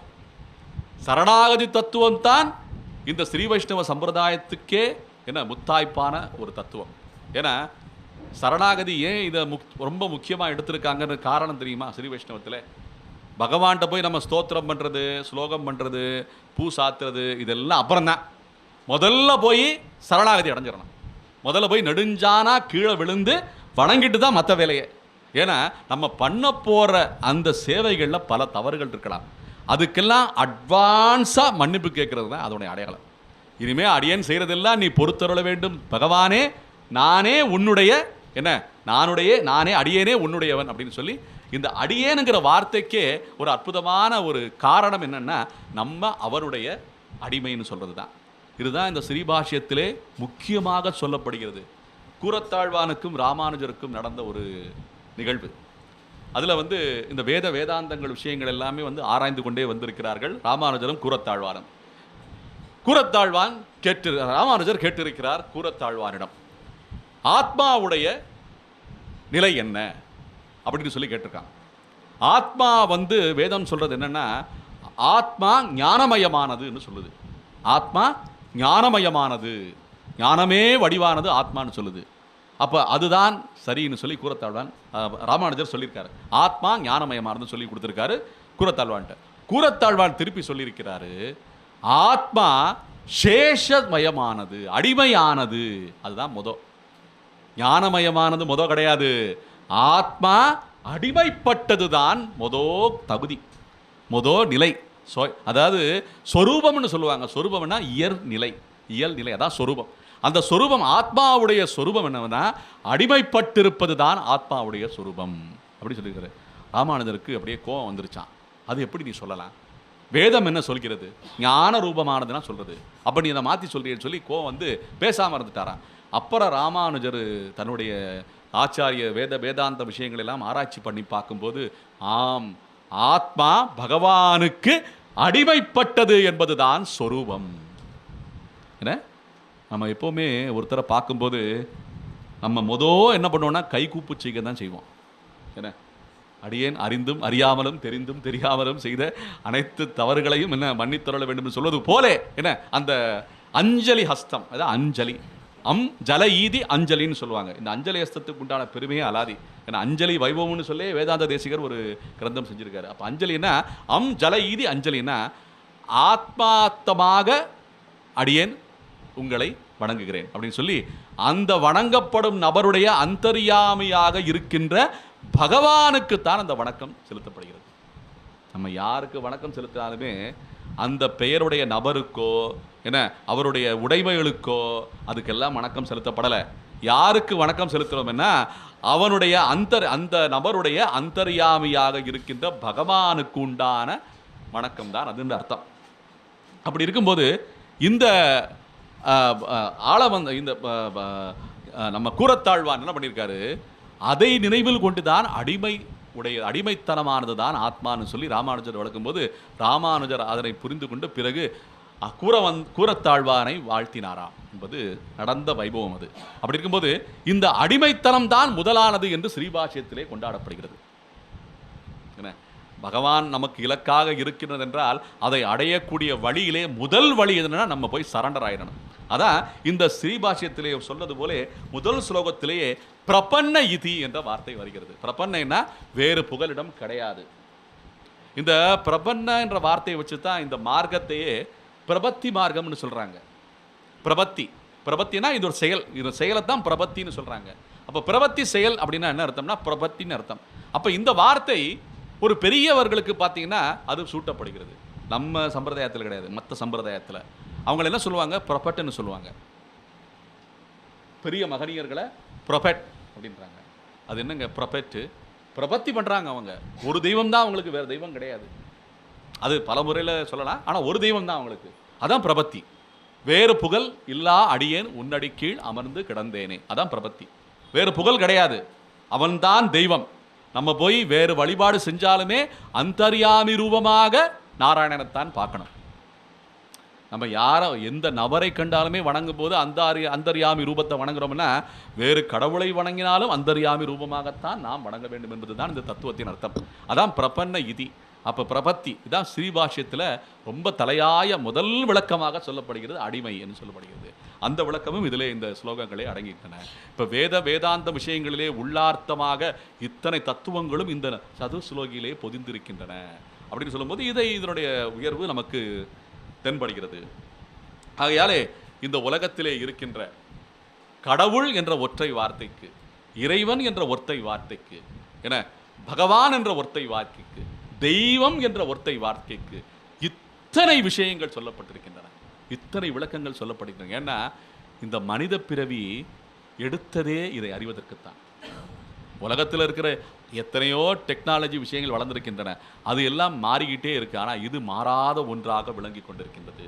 இந்த சிருஷ்டி மாறலை, என்ன இந்த ஸ்திதி மாறலை, இந்த இயற்கை மாறலை, என்ன இந்த ஆத்மா மாறலை. ஆத்மா வந்து என்றுமே அழியாதது, அதை உலர்த்தவும் முடியாது, நனைக்கவும் முடியாது, எரிக்கவும் முடியாது, அறுக்கவும் முடியாதுன்னு சொல்லி பகவத்கீதையில் விளக்கியிருக்கான் கண்ணன். ஏன்னா இதை எதையும் செய்ய முடியாது, அவ்வளவு அந்த அளவுக்கு ஆத்மா நிலையானது. இந்த ஆத்மாவாக இருக்கின்ற நாம் எல்லாமே இந்த உடலை எடுத்துக்கொண்டு இந்த உடலிலே இருக்கின்ற காது ரூபமாக இந்த ஞானத்தை பெற்று உய்வு பெற வேண்டும். என இந்த சிரவணித்து கொண்டு இந்த ஞானத்தை பெற்று அத்துணை என ஜீவராசிகளும் ஓய்வு பெற வேண்டும். நம்ம மட்டும் ஓய்வு பெற்றா பட்டாது. என எப்போவுமே கடல் சூழ்ந்த மண்ணுலகம் வாழ்க என்பதுதான் வாழ்த்து. என அடியார்கள் வாழ அரங்கநகர் வாழ, கடல் சூழ்ந்த அடியார்கள் வாழ அரங்கநகர் வாழ மட்டும் சொல்லலை. என அந்த கிரந்தங்கள் எல்லாமே வாழ வேண்டும். என அடியார்கள் வாழ அரங்கநகர் வாழ, நம்ம ஆழ்வார்கள் செய்த ஸ்ரீசுத்திகள் அனைத்தும் வாழ வேண்டும் என்ன அப்படின்னு சொல்லி கடல் சூழ்ந்த மண்ணுலகம் வாழன்னு சொல்லி முடிக்கிறாரு. என்ன நம்ம மணவாள மாமுனிகளே இன்னும் ஒரு நூற்றாண்டிரும் என்று சொல்லி முடிக்கிறாங்க. அப்படின்னு சொல்லும்போது எல்லாருமே வாழ வேண்டும், நம்ம மட்டும் வாழ்ந்தால் பத்தாது, இந்த உலகம் பூரா வாழ வேண்டும்னா வையத்து வாழ்வீர்கள் நாமும் நம் பாவைக்கு செய்யும் கிரீசைகள் கேளீரோன்னு சொல்லி பாசுரம். இந்த வையத்து வாழ்வீர்கள் பாசுரத்தில் வாழ்வீர்கள்னா யாரை வாழ்வீர்கள்னு சொல்கிறா? சாதாரண உயிரோட வாழ்கின்ற பேர் எத்தனை பேர் இருக்காங்க? வாழ்ந்து செத்து மறுபடியும் வாழ்ந்துக்கிட்டு இருக்காங்க. அந்த வாழ்வீர்கால சொல்லலை, யார் பகவானை அறிகிறார்களோ அவர்கள் எல்லாம் தான் வாழ்பவர்கள், மற்றவர்கள் எல்லாமே அதுக்கு அடுத்த வரிசையில் தான் வருவாங்கன்னு சொல்லுவது போல இந்த வாழ்க்கை என்னாலே பகவானை அறிவது தான். பகவானை அறிந்து அவனை சேருகின்ற எப்படி காட கூடா நிதின்னு சொல்கிறான், அந்த காட் அந்த ஒரு காட் தான் முக்கியம்.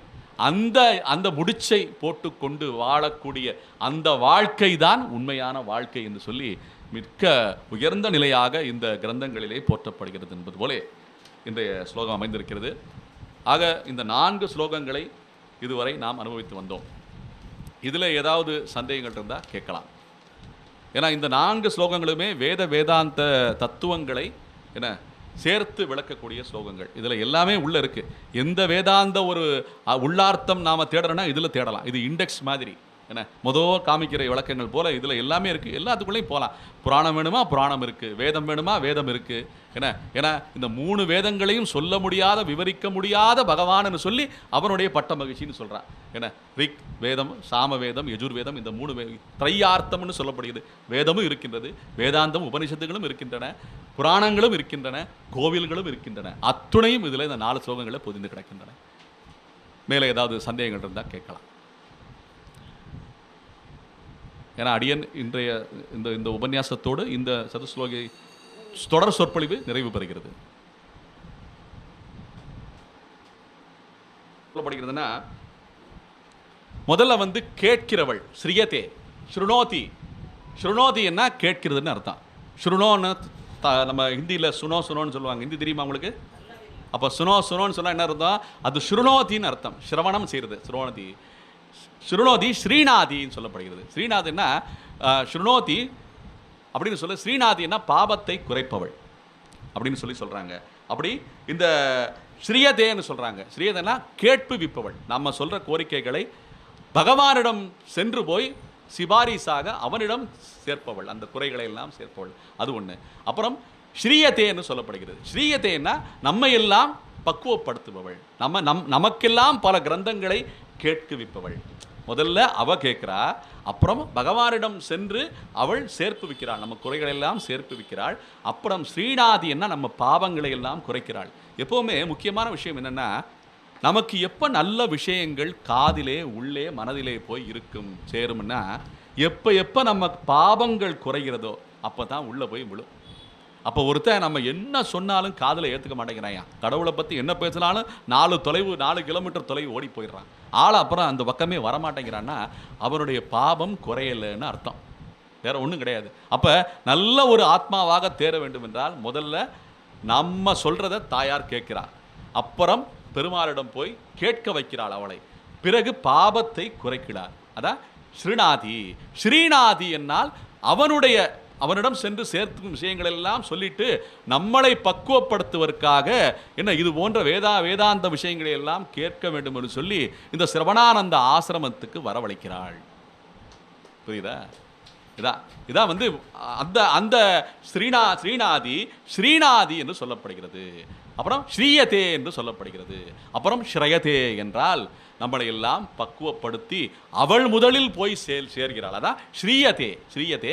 அப்புறம் ஸ்ரயதே என்றால் நம்மளையும் அவளோடே சென்று கொண்டு நம்மளையெல்லாம் அழைத்து கொண்டு இந்த கூடானிதே என்று அவள் எப்படி கட்டி இருக அணைத்து கொண்டிருக்கிறாளோ பெருமாளை, அதே போலே அவளுடைய மடியில் அமர்த்தி கொண்டு நம்மளையெல்லாம் அவனிடம் போய் சேர்ப்பிக்கிறாள் என்பதுதான் இந்த ஸ்ரீக்கு அர்த்தம். இதில் நம்ம உட்கார்ந்துருக்கிற இடம் முக்கியமான இடம் என்னன்னா சிரவணானந்த இடம். அதான் ஸ்ரீயதே. இந்த சிரவணானந்தமே ஸ்ரீ இருக்கிறது அதில். அப்போ செல்வத்துள் செல்வம் செவிச்செல்வம் என்று சொன்னால் அந்த செல்வம் தான் ஸ்ரீ என்று சொல்லப்படுகிறது. விளக்கம் சரியா? ஓ, ஸ்ரீதேவி பார்த்தீங்களா? ஸ்ரீதேவியை பற்றி கேட்குறாங்க. அற்புதமான விஷயம். நல்ல ஒரு கேள்வி, நல்ல கேள்வி. சொல்லுங்க சுவாமி. ஆமாம் ஆமாம், இந்த கேள்வி பொதுவாக எல்லாருமே கேட்கறது தான். இதுதான் இந்த லீலையினுடைய தொடக்கம். இப்போ இதை எப்படி விளக்குவேன்னா, ஒரு இந்த மட்டையடி விளையாட்டு இருக்குல்ல, இதில் வந்து அவர் உள்ள இந்த மைதானத்தில் வந்திருக்காரு பார்த்தீங்களா, வந்து இறங்குறாரு பார்த்தீங்களா, அந்த விளையாட்டு தான் முதல் விளையாட்டுன்னு கிடையாது. சின்ன வயசுலேருந்தே விளையாடி அந்த பயிற்சியெல்லாம் எடுத்துருப்பார் பார்த்தீங்களா, அதிலெல்லாம் நிறைய ஆடி இருப்பார். இப்போ மட்டையாடி விளையாட்டில் ஒருத்தர் நபரை வந்து நம்ம புகழ்வோம். ஏன்னா இவர் வந்து இத்தனை ரன் எடுத்திருக்காரு, பயங்கரமான ஒரு என்ன சொல்கிறது, ஒரு பெரிய என்ன ஜாம்பவானவர் அப்படின்னு சொல்லுவான். ஏன்னா பெரிய ஜாம்பவானுங்க, பயங்கரமான விளையாட்டு வாடி அத்தனை ரன் எடுத்திருக்காருன்னு சொல்லி பாராட்டுவோம். அப்படி பாராட்டும் போது அடுத்த விளையாட்டு போட்டியில் அவர் வந்து மட்டையடி ஆட்டில் பால்லே வந்து ஆயிடுவார். என்னடா இத்தனை புகழ் தான் மொதல் விளையாட்டிலே போயிட்டாரே அப்படின்னா அந்த புகழெல்லாம் போயிருமான்னா கிடையாது. மொத்த புகழும் சேர்த்து தான் அவருக்கு ஒரு பாராட்டாக விளங்குகிறது. என்ன அது எந்த விளையாட்டில் எப்படி விளையாடும் சரி மொத்தமாக தான் பார்க்குறாங்க. அப்படி இந்த பிறவியை வந்து இந்த பிறவி கட்டுங்கிறது ஒரு பிறப்பு மட்டும் கிடையாது. இது பல பிறவிகள் இருக்கின்றன. இந்த கணக்கு வந்து நம்மளால் பார்க்க முடியாது. என்ன இன்றைங்க பிறவியை பற்றி கேட்குறீங்க. அவர் மைதானத்தில் நுழையும் போது அவருக்கு என்ன திறமை இருந்திருக்குன்னு நம்மளால் கணிக்க முடியுமா? விளையாட்டு அவர் இந்த பந்து எடுத்து ஆடிப்பார் பார்த்தீங்களா, அப்போ இருந்து இந்த ரன் சேர்த்துக்கிட்டே வர்றாங்க. ரன் மட்டும் சேர்க்கலை, எத்தனை தடவை தோல்வி அடைஞ்சிருக்காருங்கிறதையும் சேர்க்குறாங்க. அப்படி இந்த கணக்கை பார்த்துக்கிட்டே வர்றாங்க. இந்த கணக்கு நமக்கு தெரியாது. இது வந்து உதாரணத்துக்கு சொல்லணும்னா சித்திரகுப்தனுக்கு தான் அந்த கணக்கு தெரியும், நமக்கு தெரியாது. சித்திரகுப்தன் தான் கேட்கணும். இந்த குப்தனுக்கு அர்த்தம் தெரியுமா? குப்தா என்ன தெரியுமா அர்த்தம்? ரகசியம். அதான் குப்தன்னா ரகசியம். ஏன்னா நிறைய குப்தான்னு சொல்லுவாங்க. இந்த குப்தா ஸ்டோர்னு தெரியுமா? குப்தாவுக்கு என்ன தெரியுமா அர்த்தம்?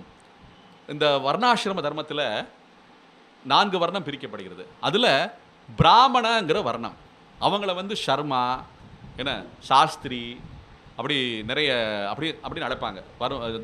வர்மா சாஸ்திரி, சர்மா சாஸ்திரி அப்படிலாம் அழைக்கிறது உண்டு. ஏன்னா அதே மாதிரி வியாபாரி சத்திரிகள் இருக்காங்களே அவங்கள வந்து வர்மான்னு அழைப்பாங்க. சர்மா சாஸ்திரி பிராமணர்களை, அரசர்களை சத்திரியர்களை வர்மான்னு அழைப்பாங்க. இந்த பேரெல்லாம் அதனுடைய குறியீடுகள். வியாபாரிகளை குப்தான்னு அழைப்பாங்க. குப்தான்னா அரசர் கிடையாது, வியாபாரி. வியாபாரிங்க என்ன பண்ணுவாங்க, ஒரு 10 ரூபா பொருளை 20 ரூபாய்க்கு விற்பாங்க.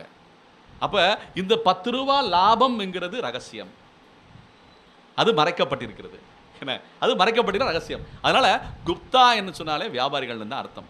அப்போ இந்த குப்தாங்கிற வார்த்தை அதை பொறுக்குது. அதே மாதிரி அடுத்து வந்த வர்ணம் வந்து அடுத்த வர்ணம் வந்து தாசர்கள்னு அழைப்பாங்க. தாசர்கள்ங்கிறது 4வது வர்ணம். இதான் வந்து வர்ணாசிரம தர்மத்துக்குடைய பெயர் குறியீடுகள் இதெல்லாம் வந்து. ஆகையால இப்போ எதுக்கு நம்ம பேசணும் அதை பற்றி? சித்திரகுப்த அந்த ரகசியம், அந்த குப்தங்கிறது ரகசியம்.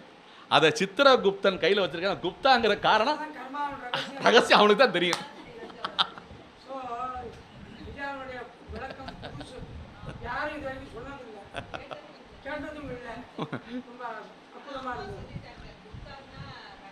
இல்ல சித்திரகுப்தனை வச்சு சொல்லணும். அது இவர் கேட்ட கேள்வி பொதோ பிறவியில் என்ன கர்மா இருந்திருக்கு அப்படின்னு சொன்னா, ஒரு கேளிக்கையா சொல்லுவாங்க, தூக்கி போடப்பட்ட கர்மா. இது என்ன சொல்றது, அந்த யோனி வழியாக நம்முடைய பிறவி பிறக்கும் போது பகவானுடைய லீலைக்கு உட்பட்டு தான் இந்த சிருஷ்டி ஆயிருக்கிறது. அப்போ விழுந்த அந்த பிறவி வந்து என்ன பிறவியாக இருந்திருக்கு நமக்கு தெரியாது. நம்ம ஆடா பிறந்தோமோ, இல்லை ஜந்துக்களாக பிறந்தோமோ, இல்லை மரம் செடி கொடிகளாக பிறந்தோமோ, எல்லாமே சிருஷ்டி தானே. இல்லை கல்லா பிறந்தோமோ, என்னவா பிறந்தோமோ நமக்கு தெரியாது. ஏன்னா ஒரு கல்லா இருந்த அந்த பிறப்பு கூட அடுத்து பறவையாக மாறதுக்கு வாய்ப்புகள் இருக்கு. என்ன, ஒரு கல்லா இருந்தது கூட பிறவியாக மாறதுக்கு வாய்ப்புகள் இருக்கு. எல்லாமே நடந்திருக்கு. எல்லாமே நடக்கும்போது எதுன்னு சொல்ல முடியாது. ஏன்னா ஒரு பானைக்கும் பகவான் மோட்சம் கொடுக்கிறான். என்ன, ததிபாண்டன் ஒரு பானை. இது வந்து ஸ்ரீமத் பாகவத்தில் சொல்லப்படுது. என்ன இல்லை, இந்த கேள்வி பதில் சொல்லிடுறேன். ஏன்னா இது முடிச்சிடுறேன், இது அடுத்து வர்றேன். அப்படி இருக்கும்போது இந்த என்ன சொல்றது, இந்த உயிரற்ற பொருள்களுக்கும் மோட்சத்திலே இடம் உண்டு. சித் அச்சித் ஈஸ்வரன்னா அச்சித்துக்கு மோட்சம் இருக்கு. இந்த ததிபாண்ட இந்த பானமே அங்கே கிடக்கான். அதுக்கே ஞானம் வந்துற அளவுக்கு பகவானுடைய கடாட்சம் இருக்கிறதுன்னு சொல்றது போல இருக்குது. இந்த லீலையை வந்து அவ்வளோதான் புரிஞ்சுக்க முடியும். நம்ம இந்த பிறவி என்னன்னு சொல்லி கணக்கு பார்க்கலாம் நமக்கு முடியாது, அது சாத்தியமும் இல்லை.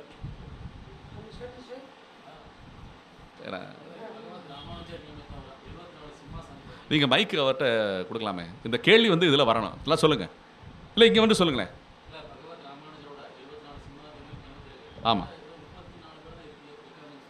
ஆமாம், இது என்ன காரணம்னா, பகவத் ராமானுஜர் ஆல் நியமிக்கப்பட்ட சிம்மாசனாதிபதிகள், அந்த 74 சிம்மாசனாதிபதிகள், அந்த 74 மதகுகள் தான் இன்னைக்கும் வீராணம் ஏரியில் விளங்கிக்கிட்டு இருக்குன்னு சொல்லி ஒரு உதாரணம் காட்டுவாங்க. அந்த மதகுகள் போலே, அந்த நீர்நிலை போலே ராமானுஜர், அவனிடமிருந்து கிளம்பிய ஆச்சாரிய பெருமக்கள் தான் 74 சிம்மாசனாதிபதிகள். அவர் உருவாக்கிய மடங்கள் என்ன, அந்த மடங்களில் இன்னைக்கு நம்ம ஊர் பக்கத்தில் இருக்கிற நம்ம திருமோகூரில் கூட ஒரு ஆச்சாரியர் இருந்திருக்கார். ஆனால் இன்னைக்கு அந்த ஆச்சாரியர் இல்லை. இதுபோல பல மடங்களில் ஆச்சாரியர்கள் அடுத்து நியமிக்கப்படவில்லை. ஆகையாலே ஆச்சாரியர் பெருமக்கள் குறைந்து விட்டார்கள் என்பதுதான் செய்தி. அந்த 74 சிம்மாசனாதிபதிகள் இன்னைக்கு கிடையாது. அதுலேருந்து குறைந்து 36 37 விளங்கிக்கிட்டு இருக்கு. அதான் இன்னைக்கு நடக்கிற விஷயம். இன்னைக்கு இருக்கிற ஜனத்தொகைக்கு இன்னும் அதிகப்படியான ஆச்சாரியர்கள் இருந்தால் இந்த சம்பிரதாயம் இன்னும் வாழ்ச்சி பெறும், இன்னும் தேர்ச்சி பெறும் என்பது அடியனுடைய கருத்து. நீங்கள் என்னமோ கேட்க வேண்டியமா? ஆமாங்க, ஆமாம். இந்த ஸ்ரீகர்த்தை தான் இப்போ சொன்னேனே, ஸ்ருணோதி, ஸ்ராவயதி, ஸ்ரீநாதி, ஸ்ரீநாதி அப்படின்னு சொல்லி விளக்கங்கள் சொன்னேன். ஸ்ரீயதே, ஸ்ரீயதே, இந்த 6 விளக்கங்கள் சொல்லப்படுகிறது. ஸ்ருணோதி என்ன, கேட்கிறவள், அவள் கேட்கிறாள். அப்புறம் ஸ்ரீயதே, ஸ்ருணோதி, ஸ்ரீநாதி என்ன, கேட்க வைக்கிறாள். அதாவது பகவானிடம் நம் குறைகளை எல்லாம் சென்று சேர்ப்பி வைக்கிறாள். அதான் இதனுடைய விளக்கம். வேற என்ன விளக்கம்? வேற சந்தேகங்கள் தான் கேளுங்க. இந்த சந்தேகங்களுங்கிறது இருந்துக்கிட்டே இருக்கும். இதை வந்து நீங்களும் ஆராய்ச்சி பண்ணி பார்த்துங்க. இது வந்து எப்போவுமே நிறைய கிரந்த விளக்கங்கள் இருக்கின்றன. அப்போ நம்மளே நமக்கு உண்டான, எப்போவுமே நம்ம யாரோட பேசணும் தெரியுமா? நமக்குள்ள இருக்கிற அந்தர்யாமியோடைய பேச பழகிக்கணும். நம்ம பக்கத்தில் இருக்கிற ஆள் என்ன எதிரில் இருக்கிற ஆளெல்லாம் பேசுறதெல்லாம் அப்புறம், நமக்குள்ள இருக்கிற அந்தர்யாமி பிரகாசப்படுத்த தயாராக இருக்கிறார். நம்முடைய ஆத்மாவை பிரகாசப்படுத்த நமக்குள்ள இருக்கிற அந்தர்யாமி தயாராக எப்பவுமே இருக்கிறார். அந்த அந்தர்யாமிக்குள்ளே பிராட்டியும் சேர்ந்து இருக்கிறாள். அதான் முக்கியம். அதுதான் எனர்ஜின்னு சொல்லுவாங்க. ஆங்கிலத்தில் நம்ம ஆத்மான்னு சொல்கிற விஷயம்லாம் அறிவியல்காரங்க ஒத்துக்க மாட்டாங்க. ஆனால் அந்த ஆத்மாவை அதே எழுத்தோட இன்னொரு எழுத்து இருக்குது, அதை ஒத்துக்குவாங்க. இன்னொரு வார்த்தை இருக்குது, அதை ஒத்துக்குவாங்க. ஆத்மாவை ஆட்டம்னா ஒத்துக்குவாங்க. இந்த ஆட்டமுக்கும் ஆத்மாவுக்கும் பெரிய வித்தியாசம் இல்லை. உலகத்தில் இருக்கிற அணுவை பிளந்து அந்த அணுவை பிளந்து அந்த அணுவை பிளந்து எந்த அளவு நமக்கால அளவு முடியாத அளவு சின்னதாக இருக்கோ அதுதான் ஆத்மா. புரியுதா? அதைத்தான் அவன் என்ன பண்ணிட்டான், ஆட்டம்னு பேரை வச்சிருக்கான். இந்த ஆத்மாவை ஆட்டமா அறிவியலில் மாற்றி வச்சிருக்காங்க. நம்ம ஆத்மாவை ஆத்மாவாகவே வைத்து கொண்டிருக்கிறோம். இதான் வித்தியாசம். இப்போ இதை என்ன பண்ணுறான், எனர்ஜின்னு சொல்கிறான், அட்டாமிக் எனர்ஜின்னு சொல்கிறான். என்ன, ஆத்மா ஜெனரேட் ஆகுது. எனர்ஜிங்கிறது என்னென்னா ஜனித்தல். இந்த ஆத்மா ஜனிச்சுக்கிட்டே இருக்கு. புனரபி மரணம், புனரபி ஜனனம், புனரபி மரணம். என்ன, ஜடரே சயனம்னு சொல்லப்படுகிறது. அதான் வேற வழி கிடையாது. இந்த ஆத்மா மறுபடியும் இதை எனர்ஜின்னு சொல்லி சயின்ஸில் சொல்கிறாங்க. இந்த ஆத்மா மறுபடியும் பிறக்கிறது. இதை என்ன காரணத்தினால பிறக்குதுன்னு சொல்லும்போது தான் கர்மா வருது. இந்த எனர்ஜி எதுக்கு மறுபடியும் வெளியே போயிட்டு உள்ளே வருது? எனர்ஜி இன்னைக்கு இருக்குது நமக்கு. இந்த எனர்ஜி தான் ஜெனரேட். இதுதான் ஜனனம் ஆகுது, ஜெனரேட். எல்லாம் ஒரே வார்த்தை தான். திருச்சி வச்சுருக்கானுங்க. காரணம் கேட்டால் அறிவியல்னுப்பான், நம்ம ஆன்மீகம்னுப்போம். ரெண்டும் ஒன்று தான். ஆனால் அதை உண்டான விளக்கத்தை நம்மளால் சேர்த்து பார்க்க முடியலை. அதனால் நம்மளை பிரித்து வச்சுருக்காங்க அப்படி. அப்போ இந்த எனர்ஜிங்கிறது தான் ஆத்மா. இந்த ஆத்மாவுக்கு தான் எனர்ஜி இருக்குது. இந்த ஆத்மா வெளியே போயிருச்சுன்னா நீங்கள் எவ்வளவு தான் புஷ்டியாக திடகாத்திரமாக ஹார்ட்டு அப்படி இருக்குது இப்படி இருக்குன்னு வந்தாலுமே எத்தனை பேர் 30 வயசில் காலியாரா? உடற்பயிற்சி கூடத்தில் அவ்வளவு என்ன புஜங்களெல்லாம் அப்படியே இருக்குது அப்படின்னு சொல்கிறவன் காலி ஆயிடுறான். அப்போ என்ன ஸ்பேர் பார்ட்டு காலி ஆயிருக்கு? எது வெளியே போயிருக்கு? என்ன வெளியில் என்ன ரிப்பேராக இருந்தாலும் சரி பண்ணிடலாம்ல.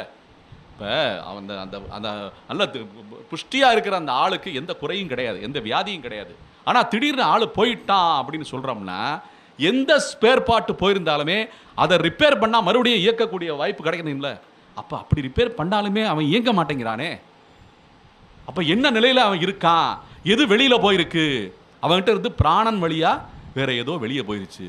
உள்ள இழுத்த மூச்சு வெளியே போனதோட சரி, மறுபடியும் உள்ள அவனால் இழுக்க முடியலையே. அப்போ எங்கடா அந்த கேப், எங்கே அந்த விரிசல் அப்படின்னு பார்த்தோம்னா அங்கே தான் ஆத்மா நிற்கிது. அந்த எனர்ஜி வெளியே போயிருச்சு. அப்போ அந்த எனர்ஜி திடீர்னு உள்ள ஒரு ஆள் உள்ளே வருது. அவன் பிறக்கிறான், கை கால் ஆடுது, ஓடுறான், ஆடுறான், சம்பாதிக்கிறான், உலகத்தில் அவ்வளோ அனுபவிக்கிறான். கேட்டால் லக்ஷ்மி கடாட்சம்னு சொல்ல தெரியல அவனுக்கு. என்ன, இந்த சதுஸ்லோகி பாட தெரியல அப்படின்னா அப்படியே சில ஜன்மாக்கள் அலைந்து கொண்டே இருக்கின்றன. என்னால் தான் எல்லாம் நடக்குது, நான் சம்பாதிச்சது, நான் உழைச்சது, என்னுடைய உழைப்பு. என்ன, ஆண்டவன் கொடுத்தது கிடையாது, என்னுடைய உழைப்பு. இப்படி மகாபலி சக்கரவர்த்திகள் பல பேர் இருக்கானுங்க. என்ன, அதனால இதெல்லாம் லீலையில் நம்ம இதெல்லாம் படித்தோம்னா அந்த லீலையை அனுபவிக்கலாம். இந்த லீலைங்கிறது ஒன்று நித்திய விபூதி, இன்னொன்று லீலா விபூதி. நம்ம உட்கார்ந்து இருக்கிறது ஸ்போர்ட்ஸ் வேர்ல்டு.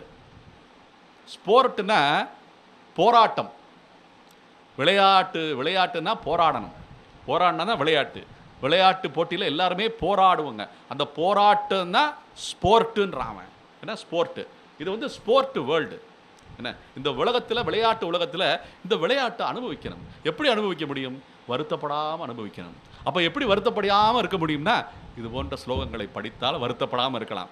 என்ன நேர்ந்தாலும் இது இப்படித்தான் இருக்கும். அப்போ நம்ம வேற நிலைப்பாடை எடுக்கணும். ஆண்டவனை பிடிச்சிக்கிட்டே இருக்கணும், வேறு வழியே கிடையாது. அவனை பிடிச்சிக்கிட்டே இருந்தால், வாழை பிடிச்சிக்கிட்டே இருந்தால் நம்ம கரை சேர்ந்துடலாம். அதான் இந்த மத்ஸ்ய அவதாரத்தில் காமிக்கிறது. எந்த ரிஷிகள், யார் யாரெல்லாம் ஞானிகள் இருக்கிறார்கள், யார் யாரெல்லாம் பக்தர்கள் பாகவதர்கள் இருக்கிறார்கள், எந்த உத்தமமான பத்னிகள் இருக்கிறார்கள், இவர்களையெல்லாம் தேர்ந்தெடுத்துத்தான் அந்த மத்ஸ்ய அவதாரத்திலே அந்த படகிலே கூட்டி சென்றதாம் மத்ஸ்யம். இதுதான் எல்லா காலத்திலும் நடக்கிறது. கிருஷ்ண பகவான் அப்படி தான் பண்ணியிருக்கான். துவாரகையிலே அந்த துவாரகா கடலிலே மூழ்கப்படும் போது என்ன அநியாயம் பண்ணுறவங்களெல்லாம் விட்டுட்டு தேர்ந்தெடுக்கப்பட்ட என்ன ஜீவராசிகளை மட்டும் அப்படியே எடுத்துக்கொண்டு அவர்களை எல்லாம் காப்பாற்றினாராம். எந்த ஒரு யுகத்திலையும் யுகம் அழியும் போது, பிரளய காலம் வரும்போது, யாரை கொண்டு பகவான் மீண்டும் இந்த உலகை சிருஷ்டிக்கிறான் என்று பாகவதத்திலே சொல்லப்படுகிறது, ஏனைய புராணங்களிலே சொல்லப்படுகிறது. யார் யார் உத்தமனாக இருக்கிறார்களோ, யார் யார் பகவானை அறிந்த நிலையிலே என்ன அந்த ஞான திசையிலே யார் யார் இருக்கிறார்களோ, மீண்டும் இந்த உலகத்தை அவர்களை வைத்துத்தான் படைக்கிறான் பகவான். முதலில் அவனை தான் படைக்கிறான் அப்படின்னு சொல்றாங்க. இது சிருஷ்டி தத்துவத்தில் வருது. அப்படி இருக்கும்போது நாம எந்த திசையில இருக்கணும், நாம எந்த கோஷ்டியில இருக்கணுங்கிறத நாம தான் தீர்மானிச்சுக்கணும். என்ன ஆகையால இப்போ இன்றளவும் இந்த சத்விஷயங்களை சிரவணித்து அடியனையும் இந்த சத்விஷயங்களை பேச வாய்ப்பு அளித்த இந்த சிரவணானந்த ஆசிரமத்தின் தலைவர் திரு எம்.வி. கிருஷ்ணமூர்த்தி ஐயா அவர்களுக்கும் மற்றும் அவருடன் சேர்ந்து பணியாற்றுகின்ற இந்த நிர்வாகஸ்தர்கள் அனைவருக்கும் அடியனுடைய கிருத்தைகளையும் நன்றிகளையும், அனைத்து பக்த கோடிகளுக்கும் அடியனுடைய கிருத்தைகளையும் நன்றிகளையும் நல்ல விரிவாக மனப்பூர்வமாக தெரிவித்துக் கொண்டு அடியனுடைய இந்த ஸ்லோகத்தை, இந்த சதுஸ்லோகி என்ற மகா கிரந்தத்தின் ஆளவந்தாரின் சதுஸ்லோகி என்ற கிரந்தத்தின் இந்த உரையை நிறைவு செய்து கொள்கிறேன். ஸ்ரீயக்காந்தாய கல்யாண நிதயே நிதயேர்த்தினாம் ஸ்ரீ வெங்கட நிவாசாய ஸ்ரீனிவாசாய மங்களம். ஜெய் ஸ்ரீராம், ஜெய் ஸ்ரீமன் நாராயணா.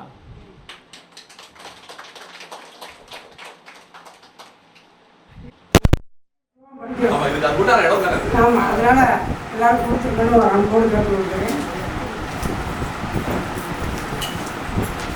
ஐயா அவர்கள் என்னுடைய அன்பான வேண்டுகோளுக்கு இணங்கி இந்த சதுஸ்லோகி என்கிற 4 ஸ்லோகத்திற்கு, மகாலட்சுமி தாயாரின் வழிபாட்டு ஸ்லோகத்திற்கு அருமையான விளக்கங்களை கொடுத்தார்கள். கர்மாவிற்கும் அருமையான விளக்கங்களை கொடுத்தார்கள். இதுக்கு ஊடால இடையில இந்த வார்த்தை ஜாலம், நிறைய வார்த்தை ஜாலம் ஞாபகம் வச்சுக்கிறதே கஷ்டம், அடிக்கடி சொல்லிட்டே இருந்தார்கள். அதெல்லாம் கேட்பதற்கு மிகவும் ருசியாக இருந்தது, வசதியாக இருந்தது, அனுபவித்தோம். அவர்களுக்கு நம்முடைய வேதாந்த சிரவணந்த ஆசிரமத்தின் சார்பாக பொன்னாடை அருளாடை பற்றி கௌரவிக்கிறோம். அதே மாதிரி அவருக்கு இந்த டாக்டர் உவே வெங்கடேஷ் அவர்கள் எழுதிய 1000 நாமங்கள் 1000 கதைகள் என்ற புஸ்தகத்தில் 2 பதிப்புகள் அவருக்கு நாம் அன்பளிப்பாக அளிக்கிறோம். 2 பதிப்புகளை அவருக்கு அன்பாக அளிக்கிறோம். இதில் ஒரு சுயநலமும் இருக்கிறோம். இவர் படிச்சுட்டு நமக்கு சொல்லணும், அது அவருடைய சாய்ஸ். எப்போ சொல்லணும், எப்படி சொல்லணும்ங்கிறத அவருடைய கன்வீனியன்ஸுக்கு விட்டுரும். முதல்ல இந்த புஸ்தகத்தை இன்னும் 3 புஸ்தகம் வந்துருக்கு. அடியே மனு வந்து வாங்க.